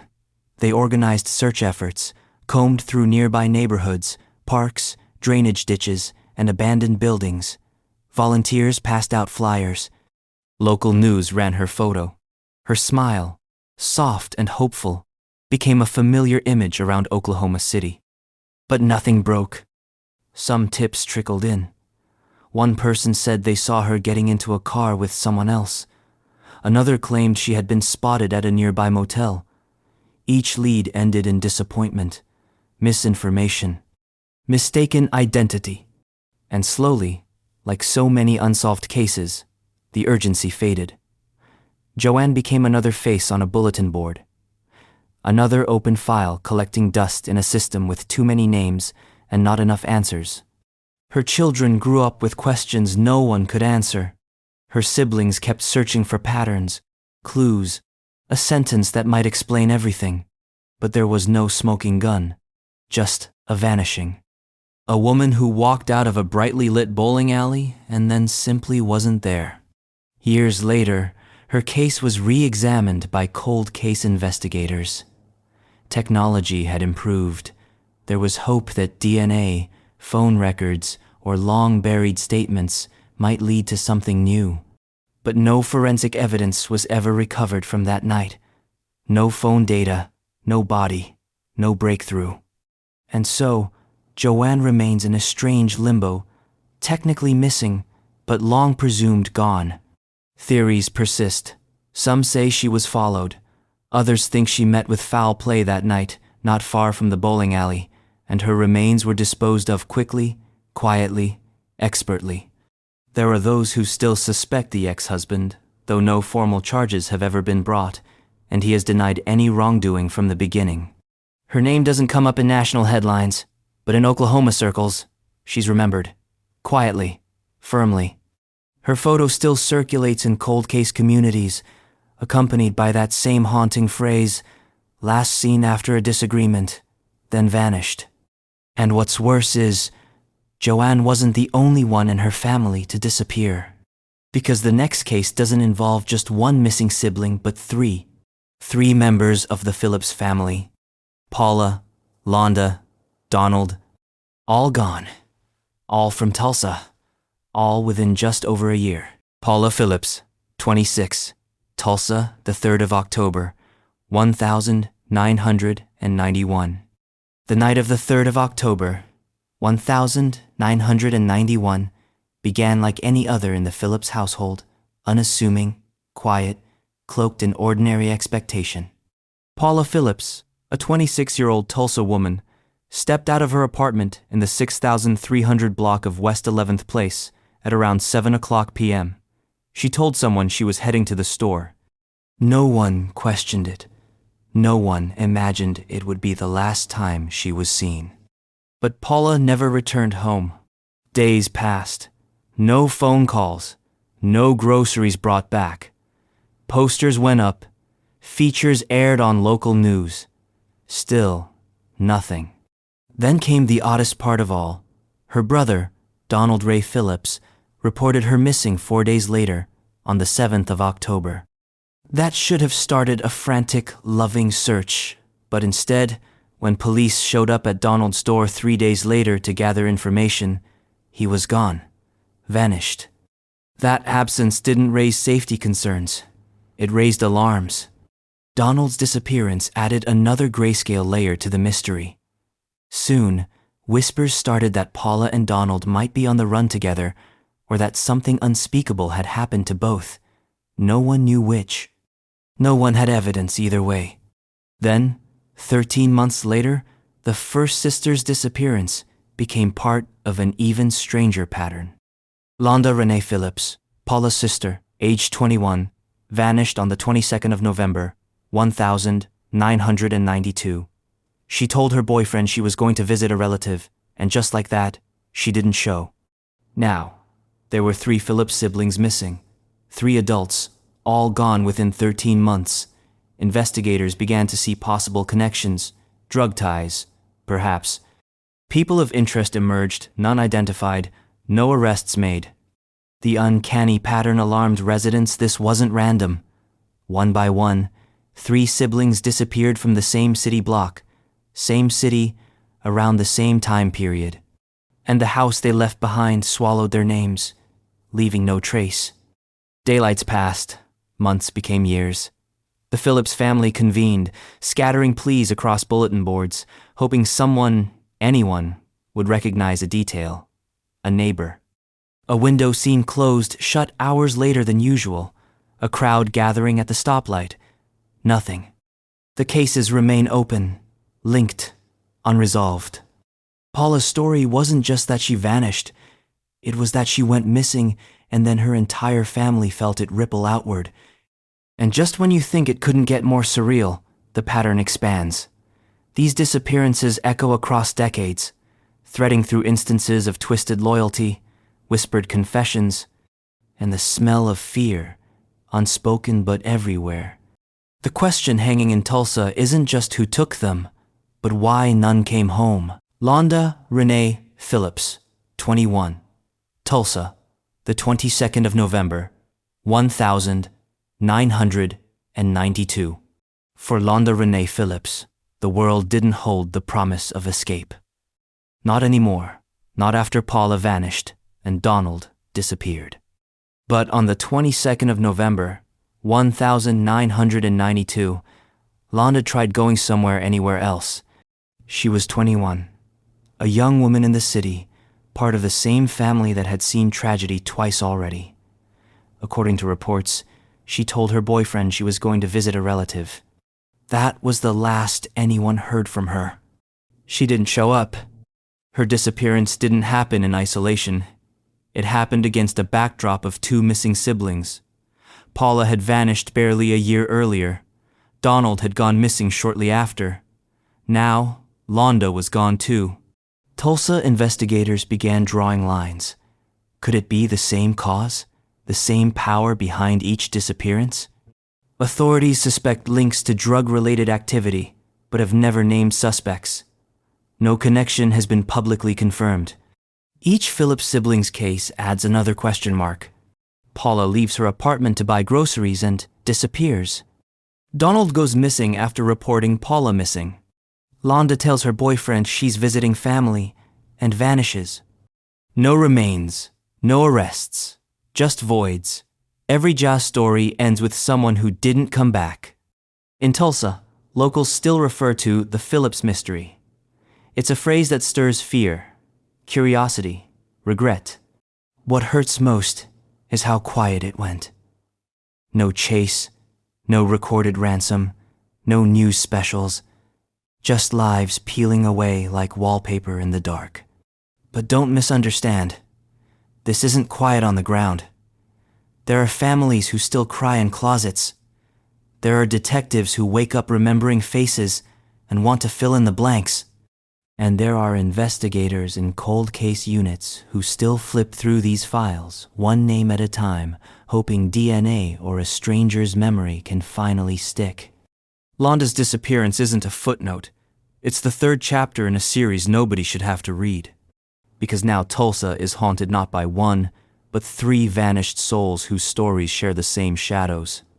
And just when you think this nightmare has peaked, there are more families, more victims counting anniversaries, more silence left unresolved. Next up, the strange case of Lee Andrew Davis, who vanished mid-journey between 2 cities, caught in that same hush of disappearance that swallows names like ashes.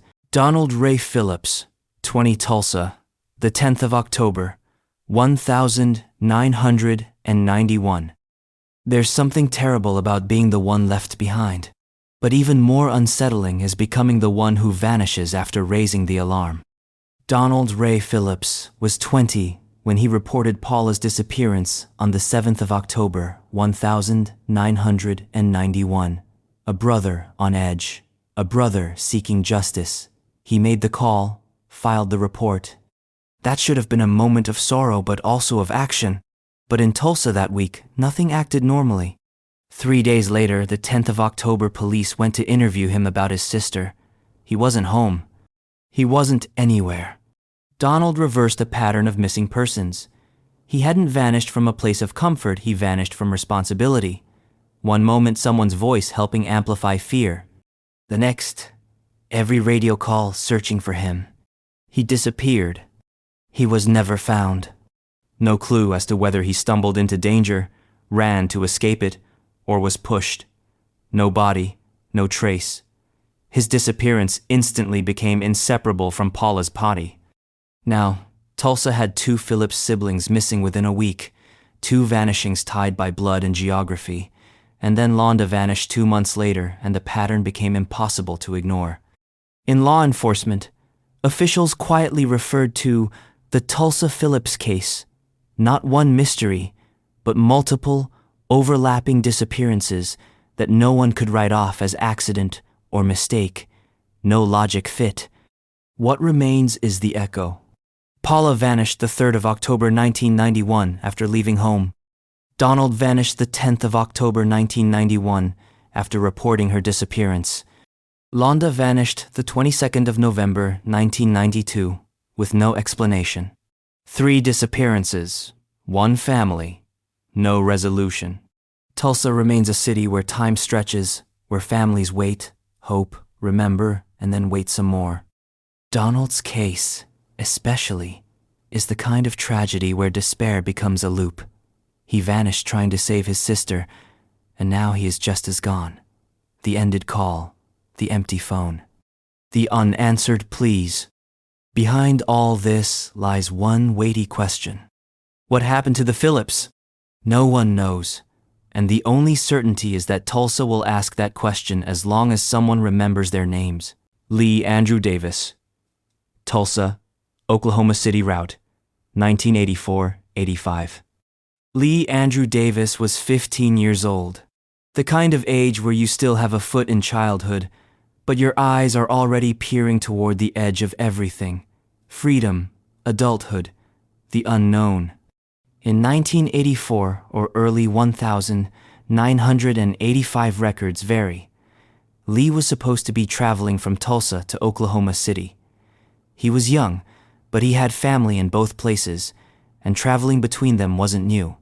He knew the route, knew the rhythms of I-44. This wasn't a mystery road. Until it was.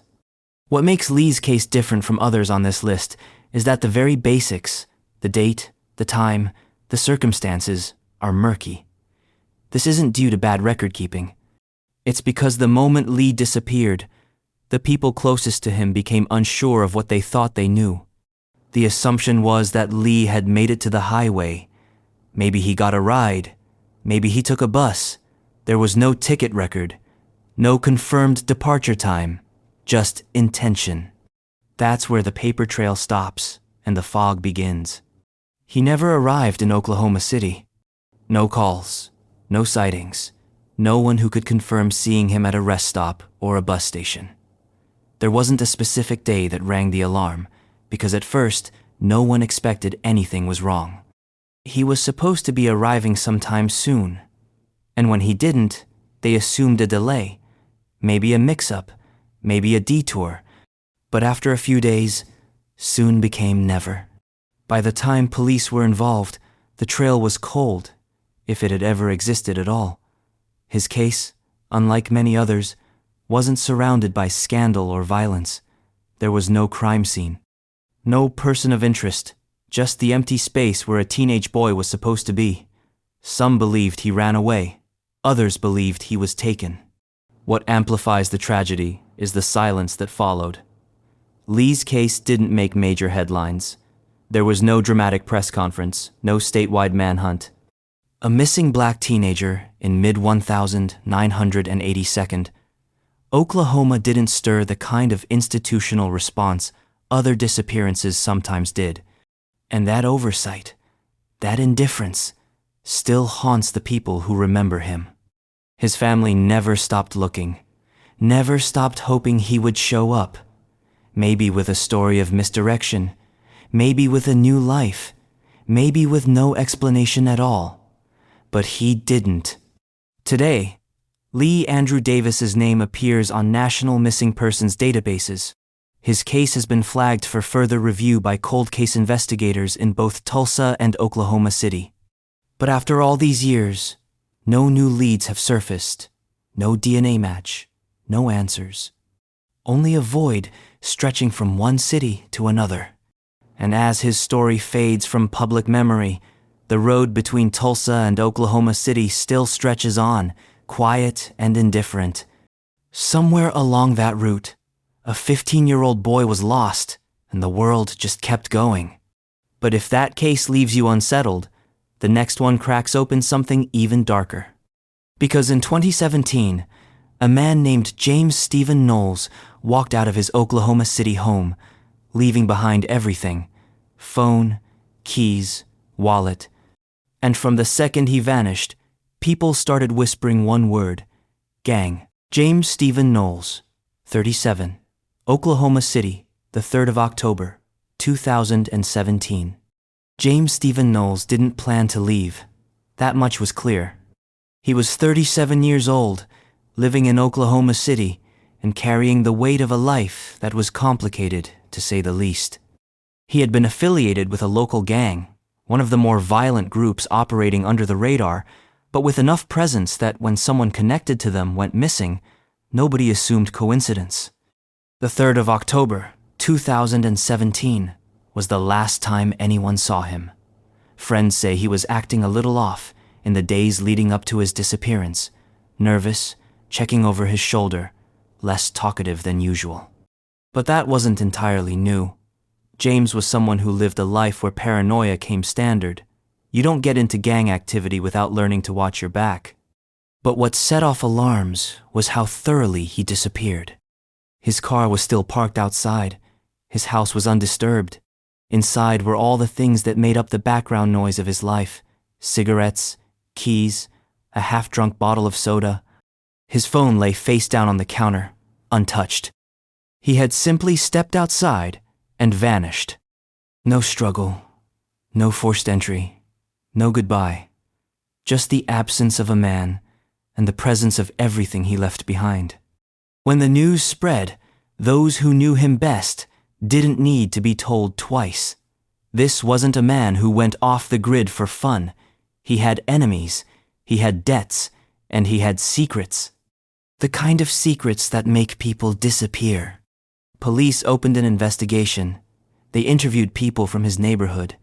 They traced his known associates. A few leads emerged, none confirmed. The problem was that the people who knew the most weren't exactly eager to talk. In certain circles, silence is the law. And when you're dealing with gang connections, fear often speaks louder than justice.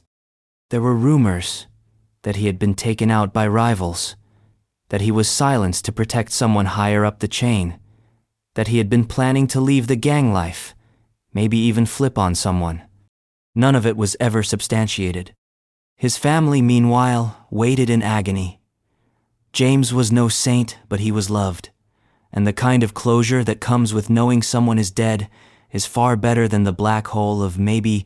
The case remains open. His name still sits on Oklahoma's missing persons registry.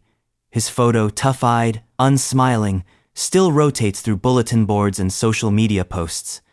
And every few months, someone posts his image with the same caption, "Still missing, still waiting." James Knowles may not have been a hero, but he was a man, a son, a brother, and he vanished without a trace. And as his story trails off into shadows, the next one begins in the bright light of a late-night errand. Because in 2007, Angie Denise Tucker told someone she was just going out to buy cigarettes. She never came back. Angie Denise Tucker, 31. Tulsa, the 3rd of November, 2007. It was a small thing. A late-night trip to grab cigarettes. The kind of errand people run every day without thinking. No keys forgotten, no warnings issued, no sense that anything would be different when they returned. But Angie Denise Tucker never came back. She was 31 years old, living in Tulsa. A mother, a survivor, a woman who had been through more than her fair share of hard years but was still fighting, still trying to reclaim something resembling peace. On the night of the 3rd of November, 2007, she stepped outside and told someone she'd be right back. She wasn't. The timeline that followed was confusing. She was reported missing almost immediately. Friends knew this wasn't like her. She didn't disappear without telling someone. She didn't leave her kids. She didn't abandon her life. Then came the protection order. It was revealed that Angie had been dealing with a pattern of threats and harassment. There was a man in her life, someone she was afraid of, someone she had filed protective orders against, someone police looked at closely. And then, nothing. Search efforts were launched. Volunteers combed parks, alleyways, riverbanks. Her case was featured on local television. Tips came in, none led anywhere. There were whispers that she'd been lured into a car, that someone close to her had snapped, that she'd been spotted miles away. But all of them faded. Her phone was off, her bank account untouched. Her car, found abandoned, held no clues. Angie wasn't just missing, she had been erased. The man she feared was questioned, but never charged. Evidence was circumstantial. No witnesses, no confession, just fear and silence. And Angie became another name, one more woman in Tulsa who left home to do something ordinary and never made it back. Her family still searches, still waits, still calls her name into the dark. And if her story feels uncomfortably familiar, just wait. Because the next case? It's about a woman who vanished after a public fight, and months later, someone else was caught behind the wheel of her car. Her name is Kathy Lynn Hemphill, and her story feels like a continuation of Angie's but even more surreal. Kathy Lynn Hemphill, 51, 50 seconds, Tulsa, Oct. 2017. Kathy Lynn Hemphill was no stranger to tough moments. In her early 50s, she'd lived a life with edges full of starts and stops, challenges, and a hard-won sense of independence. She was described by friends as loyal, smart, and unafraid to speak her mind. But in October 2017, something happened that pulled her out of the frame completely. Kathy was last seen near her home in Tulsa. Neighbors say they heard a loud argument outside a heated exchange between Kathy and a man whose name wasn't released publicly at the time. It wasn't the first time she'd been in a shouting match with someone, but this one ended with silence. She didn't come back inside. She didn't call anyone afterward. She was just gone. At first, her disappearance wasn't treated as urgent. Kathy had lived a life with some rough patches. She'd left town before, stayed with friends, but within days, it became clear this was different. Her routine had stopped. No contact, no social media activity. Her phone was off. Then came the most chilling twist. Her car was found. And someone else was driving it. That person wasn't Kathy, and they didn't have a good explanation. The car was impounded. Investigators dug in. Questions were asked, but answers didn't line up. The person found behind the wheel gave inconsistent details. They claimed Kathy had let them borrow it, but no one close to her believed that. She was protective of her belongings, especially her car. Still, there wasn't enough to make an arrest. Weeks turned to months. The case cooled, even though the circumstances around it were red hot. A woman goes missing after an argument. Her car is recovered with someone else driving. And yet, no one is charged. No one is held. Kathy remains listed as missing, and the person in her car simply walks away. Her family continues to push. They believe foul play was involved. They believe someone knows what happened and that more than one person may be keeping a secret. But without a confession or physical evidence, the case remains suspended in uncertainty. The Tulsa Police Department has revisited the case multiple times. Cold case units have flagged it for review, but every time they circle back, the trail is the same. Brief noise, then silence. And that silence deepens the longer she's gone. Kathy's photo still circulates online, smiling, alive. A reminder that she didn't just vanish. She was taken from a moment, a place, a life she hadn't finished living. But hers isn't the only case from 2017 that left investigators staring into the void. Because just months earlier, another Oklahoman, Darren Ray Colley, set out on a normal errand. And 10 days later, his vehicle was found abandoned in a forest, over 1,800 miles away. Darren Ray Colley, 22, Guthrie, Del City, May 26, 2013. The mystery of Darren Ray Colley begins with a routine family favor and ends with a geographic anomaly that still leaves investigators scratching their heads. Darren was 22 years old on May 26, 2013, a quiet young man with a good heart, described by those who knew him as kind and dependable.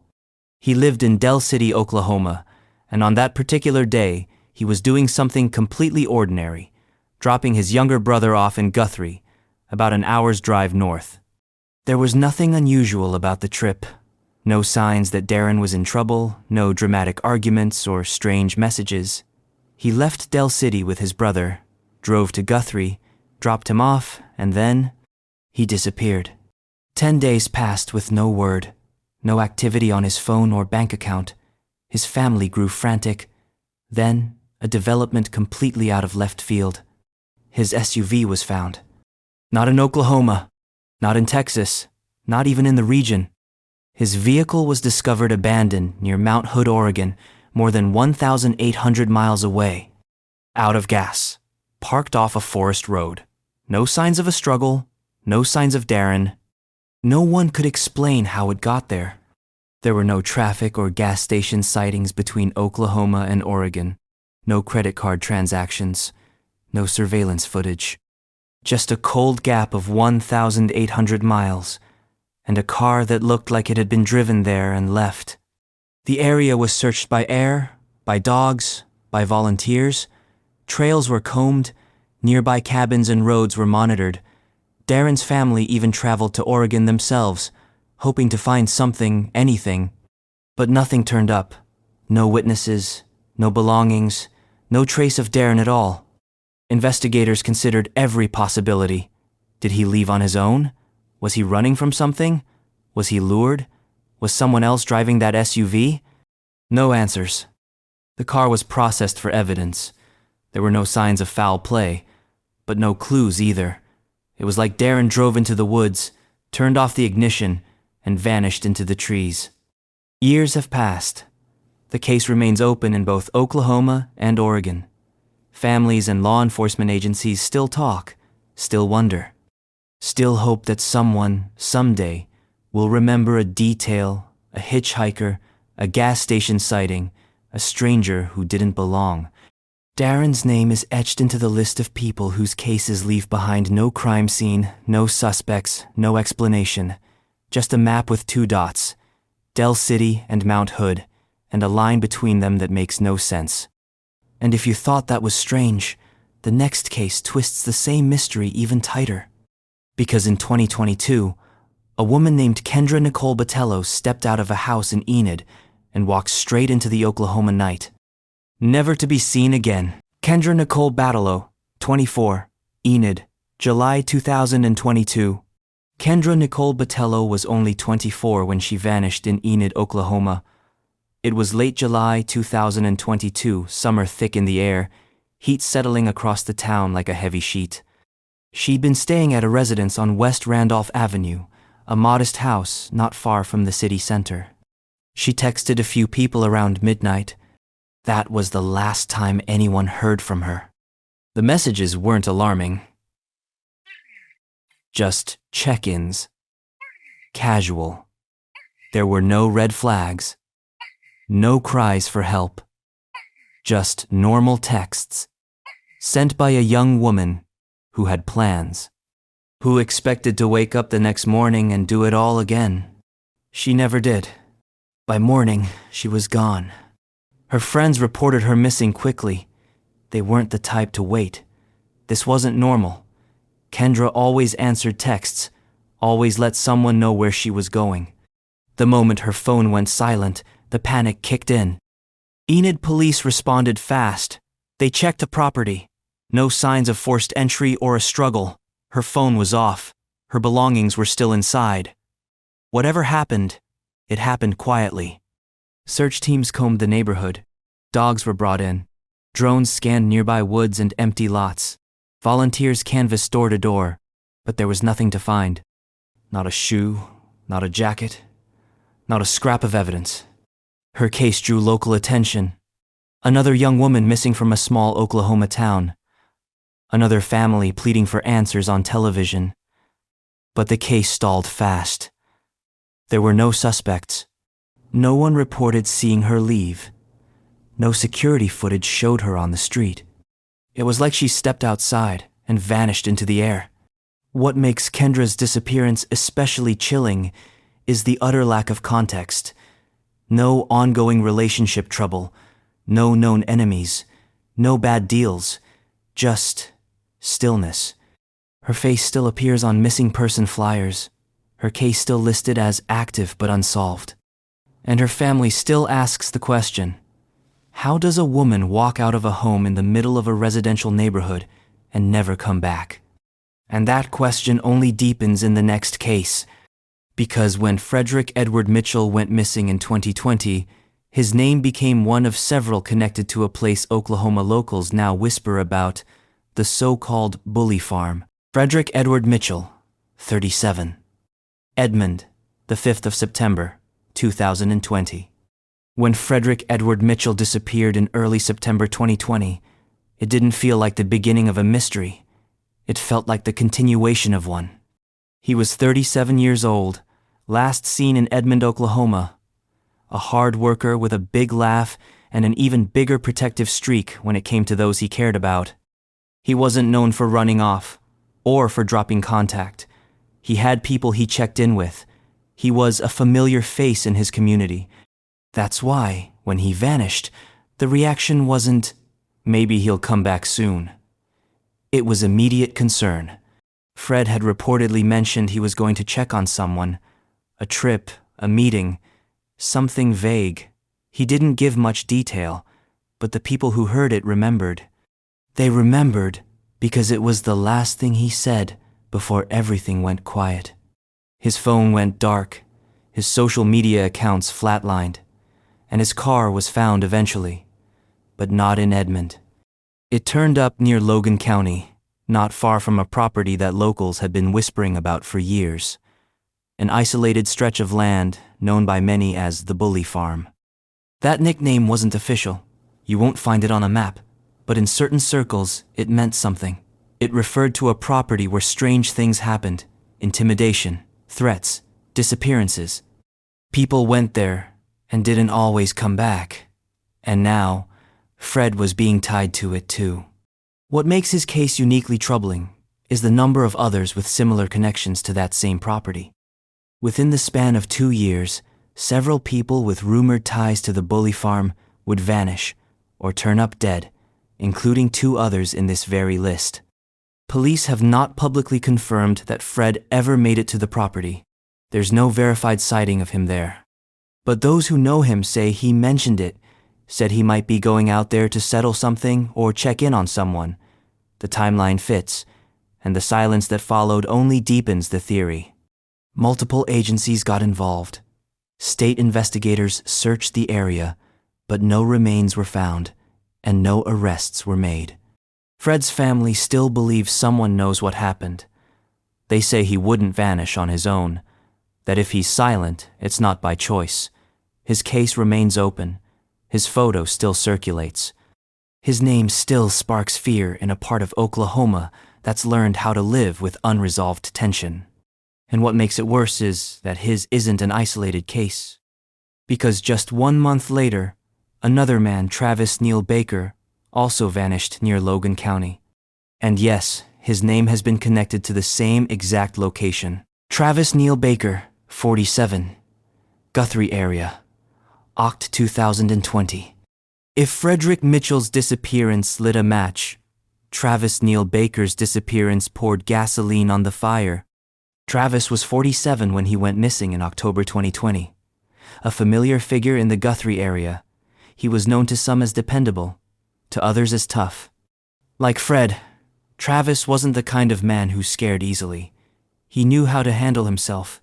He knew when to walk away from something and when to stand his ground. Which makes his disappearance all the more jarring.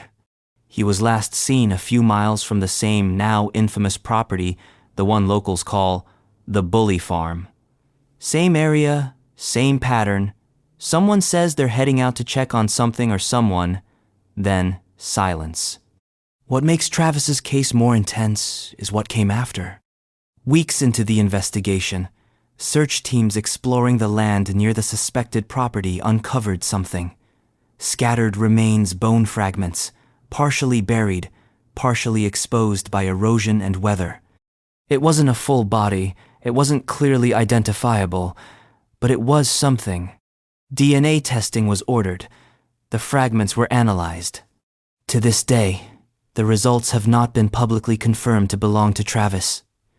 The fragments may belong to someone else entirely, or they may be one of the only physical links to the truth in a case riddled with silence. The rumor mill in Logan County kicked into overdrive. Some said the land was cursed. Others said it was protected by people in power, people who didn't want questions asked. Witnesses were hard to find. Those who knew anything said less and less the longer time passed. Travis's family held vigils, plastered his face across every missing person's platform, asked again and again for help for a name, a confession, a mistake that would bring them answers. So far, they've gotten none. But what's clear is this: his case, like Frederick Mitchell's, doesn't stand alone. Because before either of them disappeared, there was Daniel Lee Lusk Sr., and he too was last seen heading toward the very same property. Daniel Lee Lusk Sr., 44, Logan County, Missouri, the 26th of February, 2020. If you want to trace the fuse that led to the mystery of the Bully Farm, you have to start with Daniel Lee Lusk Sr. He was 44 when he went missing in February 2020, described as strong-willed, confident, and always willing to stand up for people he cared about. That's what he was doing on the day he disappeared. According to those closest to him, Daniel had made it clear he was going out to confront someone. That someone was reportedly connected to the now infamous property in Logan County. He didn't name names, but everyone understood the implication. There was tension, there was a dispute, and Daniel wasn't the type to let things linger. He said he was going to deal with it. And then, like so many others, he vanished. What sets Daniel's case apart is how fast things escalated. Within hours of his disappearance, his phone went dark.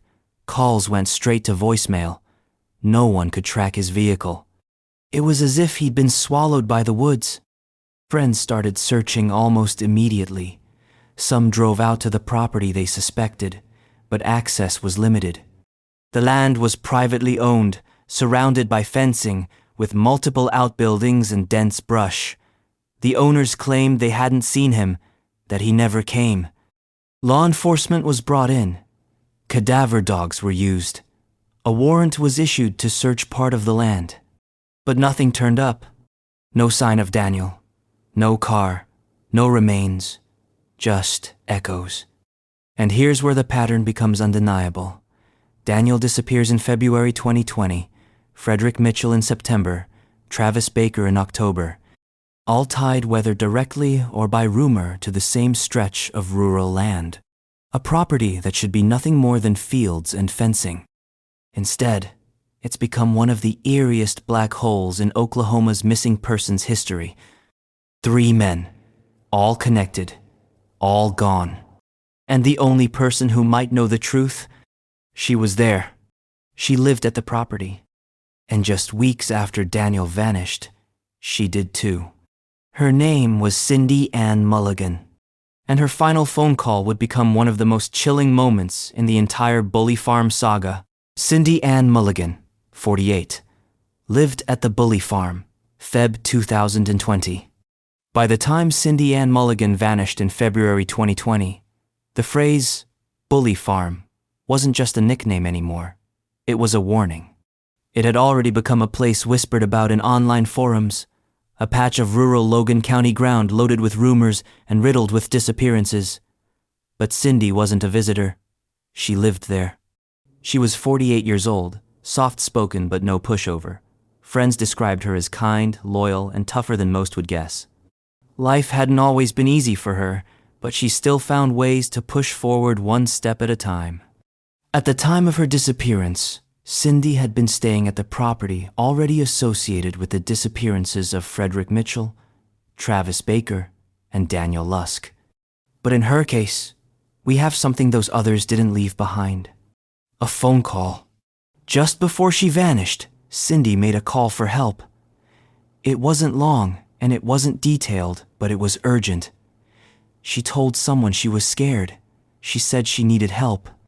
And then, in the background, a noise. Something loud. Then, silence. The person on the other end of the line tried to call back. No answer. Tried to text. No response. Within hours, Cindy's phone went dark, and she was never heard from again. Search efforts began almost immediately. Because of the phone call, there was no delay. Her friends and family pushed hard, coordinating with law enforcement, pressuring authorities to search the property. When investigators arrived, they found no trace of her. No signs of struggle. No belongings left behind. It was as if the property had swallowed her whole. But this time, people were watching more closely. By 2020, the Bully Farm already had a reputation. Too many names were being whispered in connection with it. Too many people had vanished without a trace. Cindy's disappearance pushed the pressure higher. Investigators looked into known residents. They were interviewed, but nothing was confirmed. There were rumors that Cindy had been talking about getting out, leaving the property for good. That she had started asking questions about the other missing people. That maybe she had seen something, or heard something, she wasn't supposed to. But none of it led anywhere solid. The land was searched multiple times.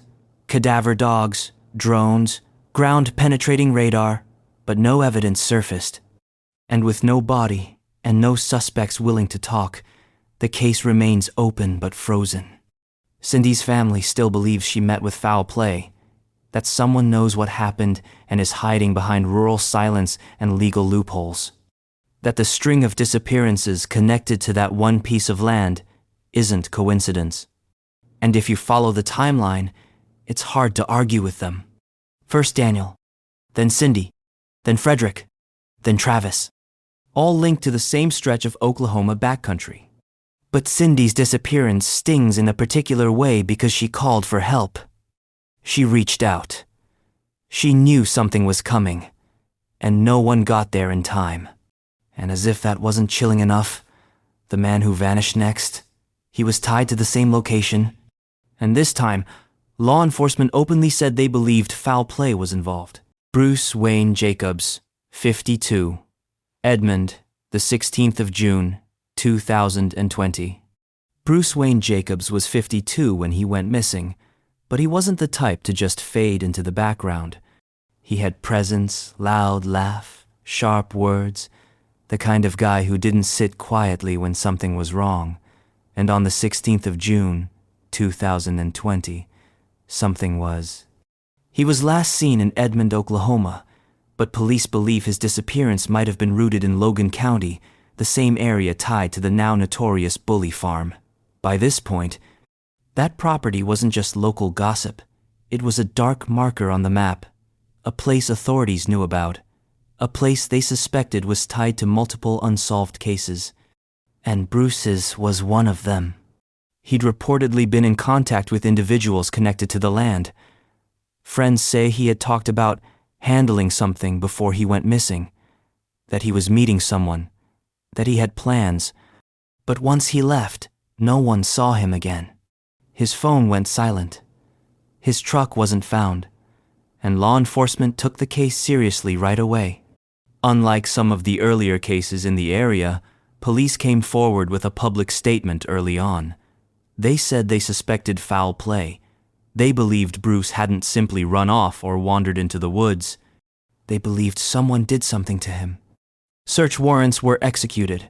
Specific parcels of land in Logan County were investigated. Law enforcement wouldn't confirm which, but sources close to the case strongly believe it was the same property tied to the disappearances of Daniel, Cindy, Fred, and Travis.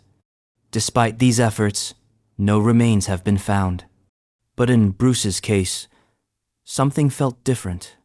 Police admitted on record they were concerned about a string of cases in the area, that multiple people had gone missing near the same property, that patterns were forming. They didn't name suspects, but they didn't deny that something was deeply wrong. Bruce's family still hopes for answers. His children continue to post about his case, share his photo, and call for justice. The pressure from the public grew stronger after his disappearance. Media outlets began to ask tougher questions. How could so many people vanish from the same place within the same time frame without any arrests? Authorities say they're still working on it. But as of now, Bruce is still missing, still unanswered, still part of a cluster of cases that feel less like coincidence and more like a map drawn in shadows. And that map doesn't end with him. Because 2 decades earlier, another Oklahoma man disappeared without a trace while heading to Lake Thunderbird. No phone, no tackle box, no truck. His name was Mike James Minor, and his disappearance feels like it belongs to the same long silence. Mike James Minor, 32, Noble, the 8th of August, 1998. August in Oklahoma is hot, dry, still, the kind of weather that makes lakes look like oases, where a few hours of fishing sounds like the best way to escape the noise. That's what Mike James Minor told people he was doing on the 8th of August, 1998. He was 32, living in Noble, Oklahoma. Described as quiet, responsible, the type who enjoyed nature and didn't like a lot of fuss. That morning, he told someone he was going to Lake Thunderbird to fish, a regular trip. He'd gone dozens of times before, but that day, he never returned. And nothing about what followed made sense. His family got worried quickly. Mike wasn't the kind to vanish. When he missed a scheduled visit with his children, the concern turned to fear. Police were called. The search began. But from the beginning, things were strange. His tackle box? Missing. His fishing gear? Missing. His truck? Gone. No one saw him at the lake that day. No rangers, no boaters, no fellow fishermen. Search teams scoured the water and surrounding woods. Nothing. Then his truck was found abandoned, miles from the lake. It wasn't near any popular access points. It wasn't broken down. It wasn't locked. It just sat there, waiting. Inside, none of his gear was found. There were no signs of struggle, no blood, no clue. Just silence. Over the years, theories stacked up. Maybe he ran away. Maybe something happened at the lake and he was taken. Maybe the location had been a decoy. But none of those theories filled in the blanks. No witnesses, no remains, no answers. Mike's name remains on Oklahoma's missing persons list. And his story is now more than 2 decades old. But his family hasn't stopped searching. And neither has Oklahoma. Because sometimes, it's not just the strange places people vanish from, it's the fact that they vanish at all. And in Mike's case, that vanishing may never be solved. But it doesn't mean it's forgotten.